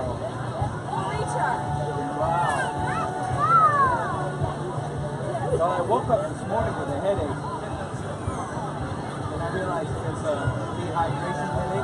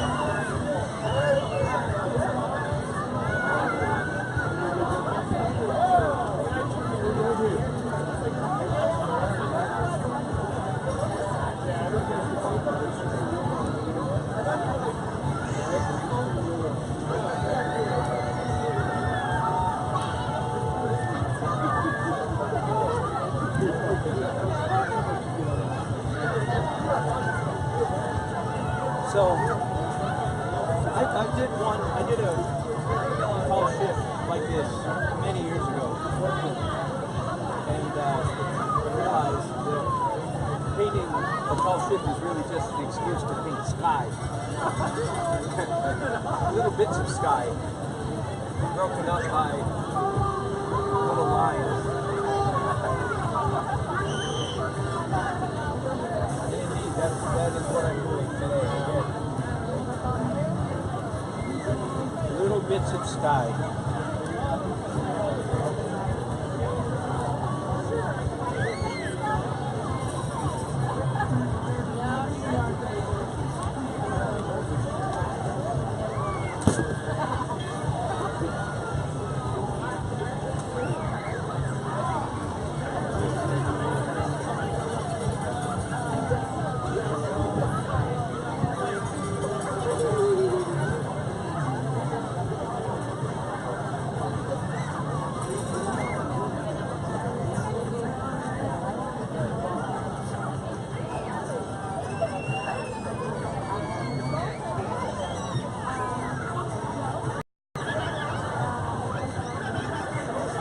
Call my painting style abstract realism. This particular painting, it's either a good example of that, because it's extremely abstract, right? Much, maybe not much, some.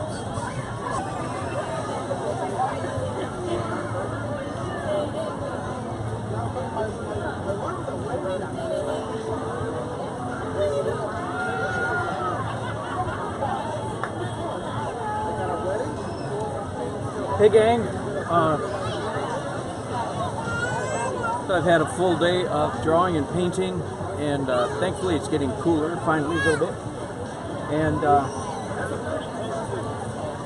what I'm doing now is, I believe that all of my drawing is finished. Let me see all the way to the bottom for a second. Oops, you can't see it very well. I'll show that to, show that to you later. Hang on, I just had a battery fall down that I need to retrieve. Hang on.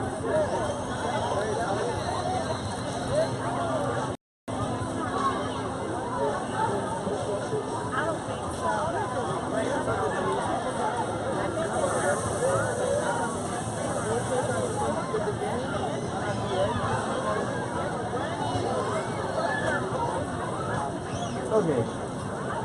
Anyway, so you still there? Yeah. I think all I need to do now is just go back into the sky and do that old trick. That is when you're in the opaque phase of an oil painting, which if you're a traditional oil painter, that's the entire process. But for me, it's just the last stage. When you're in the opaque phase, it's always good to come back and do a slightly lighter tone on top of what's already there. So I can mix up almost any color and just come in here and do a touch. It's very abstract.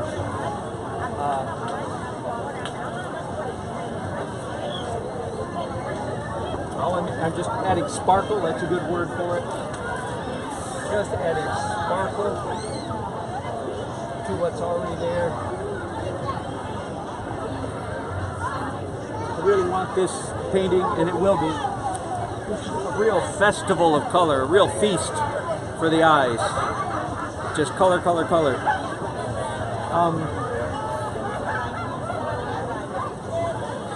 My definition of art is stuff that's made to look at. My definition of good art is stuff that's made to look at that we like looking at. It's a cop-out, I know. That's as far as I'm going to go with it for right now. But a corollary, tight corollary to that is our eyes enjoy seeing stuff. Or as I like to say it, given the choice, our eyeballs, our brain really, our eyes would rather yes see than no see. Get it? Given the choice, our eyes would rather see more than less. And don't even say to me less is more, because you will punch a button that you'll be sorry you punched.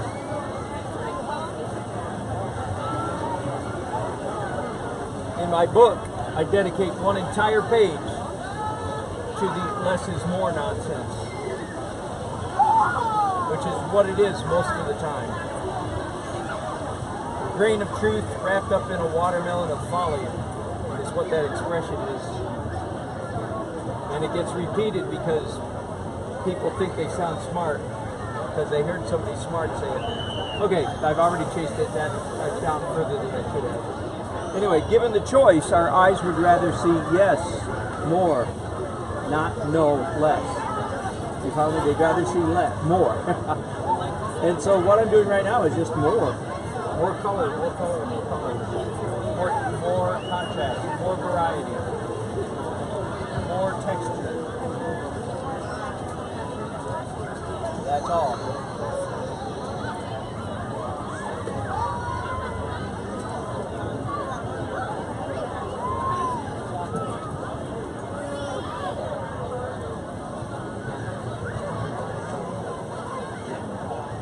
I know you really can't see the painting. Sorry about that. From this angle. Because of the sun. Give me a minute. Let me see if I can rectify that situation a little bit. Get ready for a rocky ride.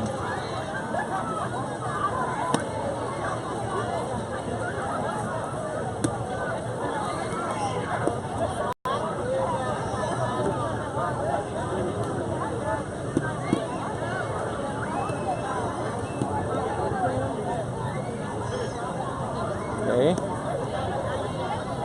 Now you can't see the whole painting, but you can see part of it.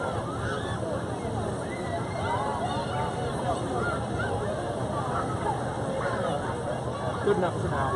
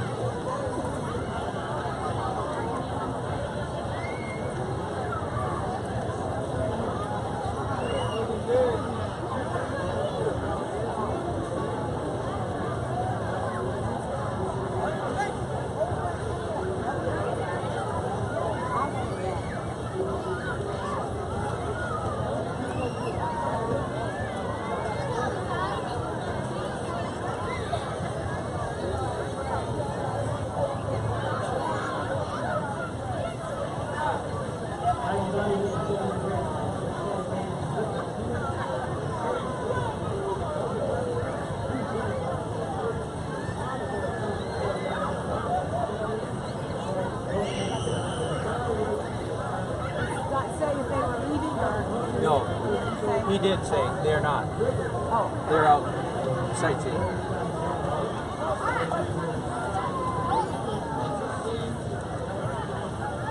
Did he say they're coming back tomorrow? He did not say. Okay.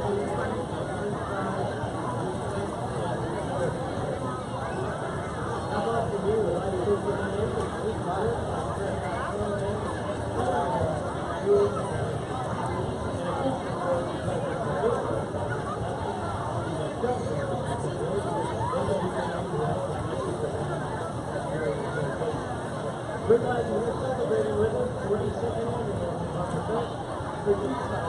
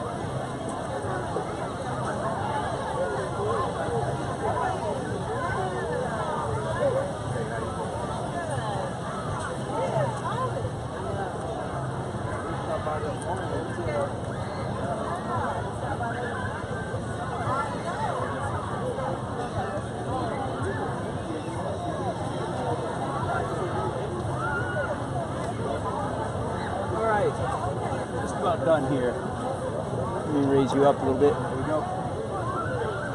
Just about done, really. I mean, how much sparkle can a painting handle?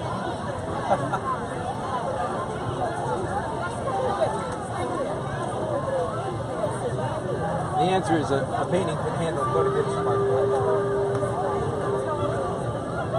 You can go on doing this for quite some time without overdoing it.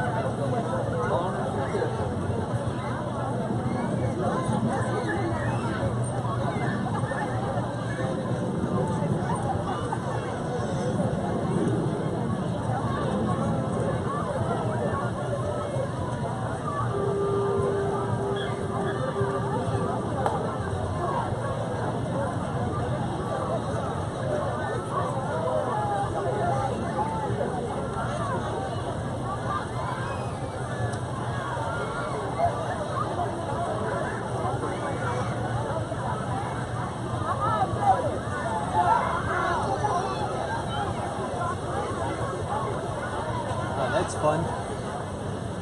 Look at the chartreuse way up there.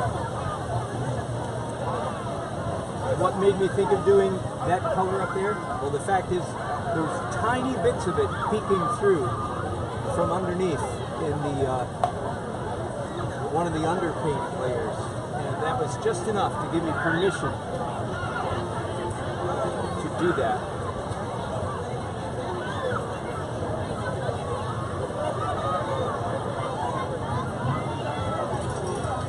Okay, I think I'm all done in the sky. I really need to go down to the bottom one time. Take you with me.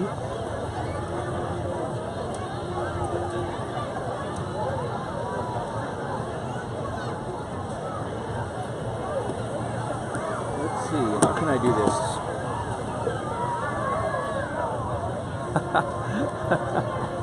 How about that? Hang on. We can do better. Okay. So let me see what you're seeing now. Okay, not too bad. We got some fun little things going on down here.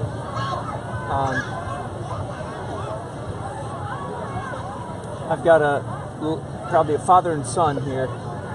The son's either shading his eyes or he's saluting the ship. I'm good. Great, you're a plein air painter. Are you? Me too. Well, I am. I'm I Dan. see What's your you name? are. My name's Marita. Hi, Marita. Nice to Good to meet meet you. you. Your work is beautiful. Thank I had you. no idea it would be this large. This is great. Thank you. Yeah, and I prefer plein air painting, which is what I did yesterday, because that's that. Oh, But very good. they want 3 paintings on the canvas, so the other 2 are going to have to be from photographs. So sort of plein air. This boat's over there. You gotta do what you gotta do, right? Exactly. So that's a great. That looks like a nocturne there. Oh, is it daytime? It actually is, and it's an event that didn't actually happen because it's morning light, and there were no bands playing in the morning, and there were no people here in the morning. Sure. So I'm hoping But you nobody gotta will get notice. structures in. That's right. Well, So- and the flags going across, I thought maybe those were lights, but they're not. Yeah, they are. So like that. Oh, okay. There you go. Well, Yeah. there you go. That's why I thought it was a nocturne. Right. I confess, I'm exaggerating the light effects. It's beautiful, though. Oh, thank Really you. So where do you great. live? Wait, from here? My husband's active duty Navy, so right now we live in Virginia Beach. Okay. But we're going to retire next year to Smith Mountain Lake. It's over near Roanoke. Really? Yeah. Wow. Yep. I've heard of that. I did. Yeah. And you paint full time? I do paint all the time. I Good for don't you. sell Good any for of it. you. But I'm not. Yeah, I guess yeah. I'm not there yet. But Well, there's a long, as you can imagine, long story behind all of this. But years after I made it, I decided to put on there the world's largest plein air painter. good for you. That's awesome. I love that. Now, I would really like to go to one of the plein air, events sometime. I mean, but This is they're a your- bit serious. Yeah. They Well, wouldn't. I think this is phenomenal. Oh, thank you. So tomorrow, I hope to start tonight. there's another view of the festival over that way. Okay. So I'm just about finishing with this one. What do you think? Am I done? Please tell me, how many people does it take to do a painting too? One to paint, one to shoot them. Oh, I think it's Before they think they're done. Oh man. You know, what I need to work on is getting those beautiful grays, and I think I keep my paintings too bright. Really? There's no such thing as too bright, is there? Well, and these are both acrylic underneath and oil on top. Oh, okay. Those are my acrylics. They're mostly, transparent and opaque acrylics. Yeah. And oil on top. So a lot of what you're seeing is the interplay between the two. Interesting. So do you get your start with the acrylics because they dry faster? Correct. Yeah. Correct. And I do several layers of mostly transparent, Transparent acrylics? yeah, Okay. yeah. So this is like this sky here is at least 6 distinct layers of color. Really? Yeah. And for me, that's the fun part. Like, how do I get all those crazy colors up there? Right. That's how. 6 distinct layers, not counting the last oil layer where I just pile it on any number of times. Yep. Yeah. Well, it's beautiful. Well, thank you, I don't want to Rita. take up your time. Good to meet you. Nice meeting you too. Yeah, she is. Oh yeah, here.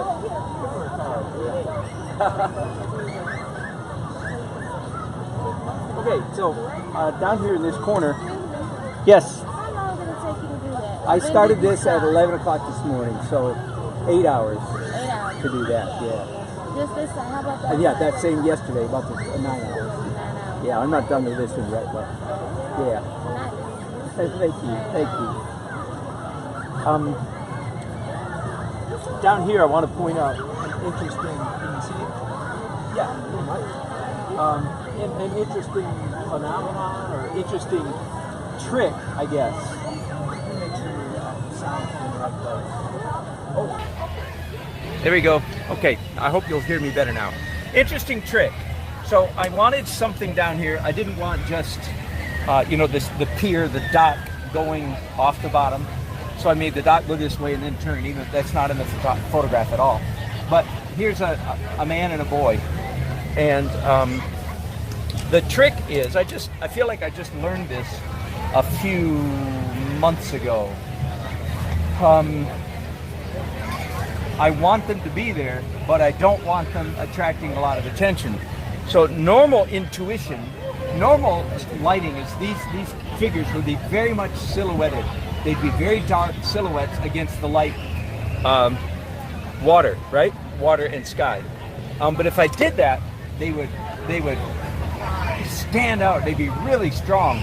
And I don't want them strong. I want them there, but I want them subtle. So the trick is paint the object. You can do the same things like with a parked car. This is where I learned it.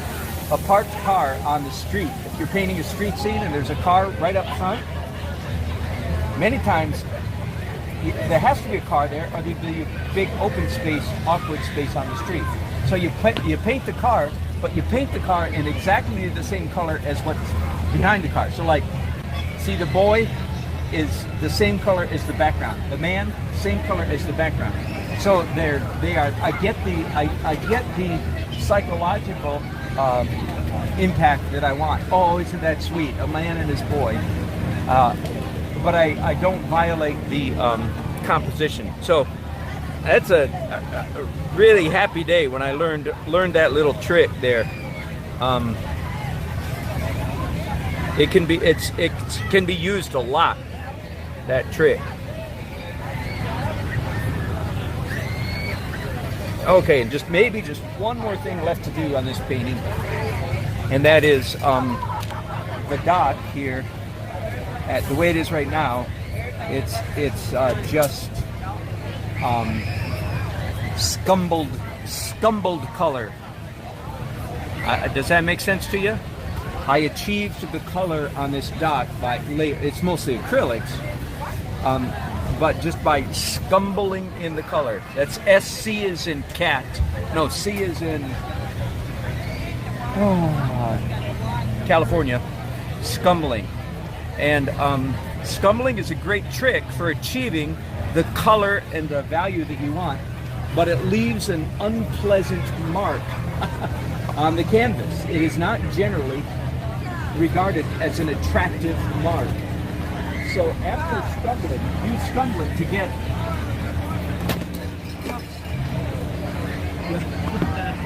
hang on. You use scumbling to achieve you use scumbling. You can't hear me now. You use scumbling to achieve the color and value you want, but then you have to come back and paint on top of it in order to achieve a nice texture. So that's when I'm going to move you guys a little bit out of the way.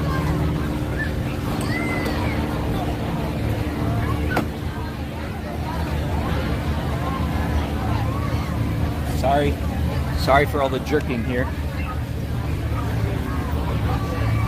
Woo! Okay, I'm going to sit way down here on a stool just to finish a little bit, not too much. It'd be a real mistake to draw too much attention to this. Just enough so that it doesn't feel like the painting is unfinished, like I just quit. There's a real fine line between subtle and unfinished, and that might be enough right there. That might be enough right there.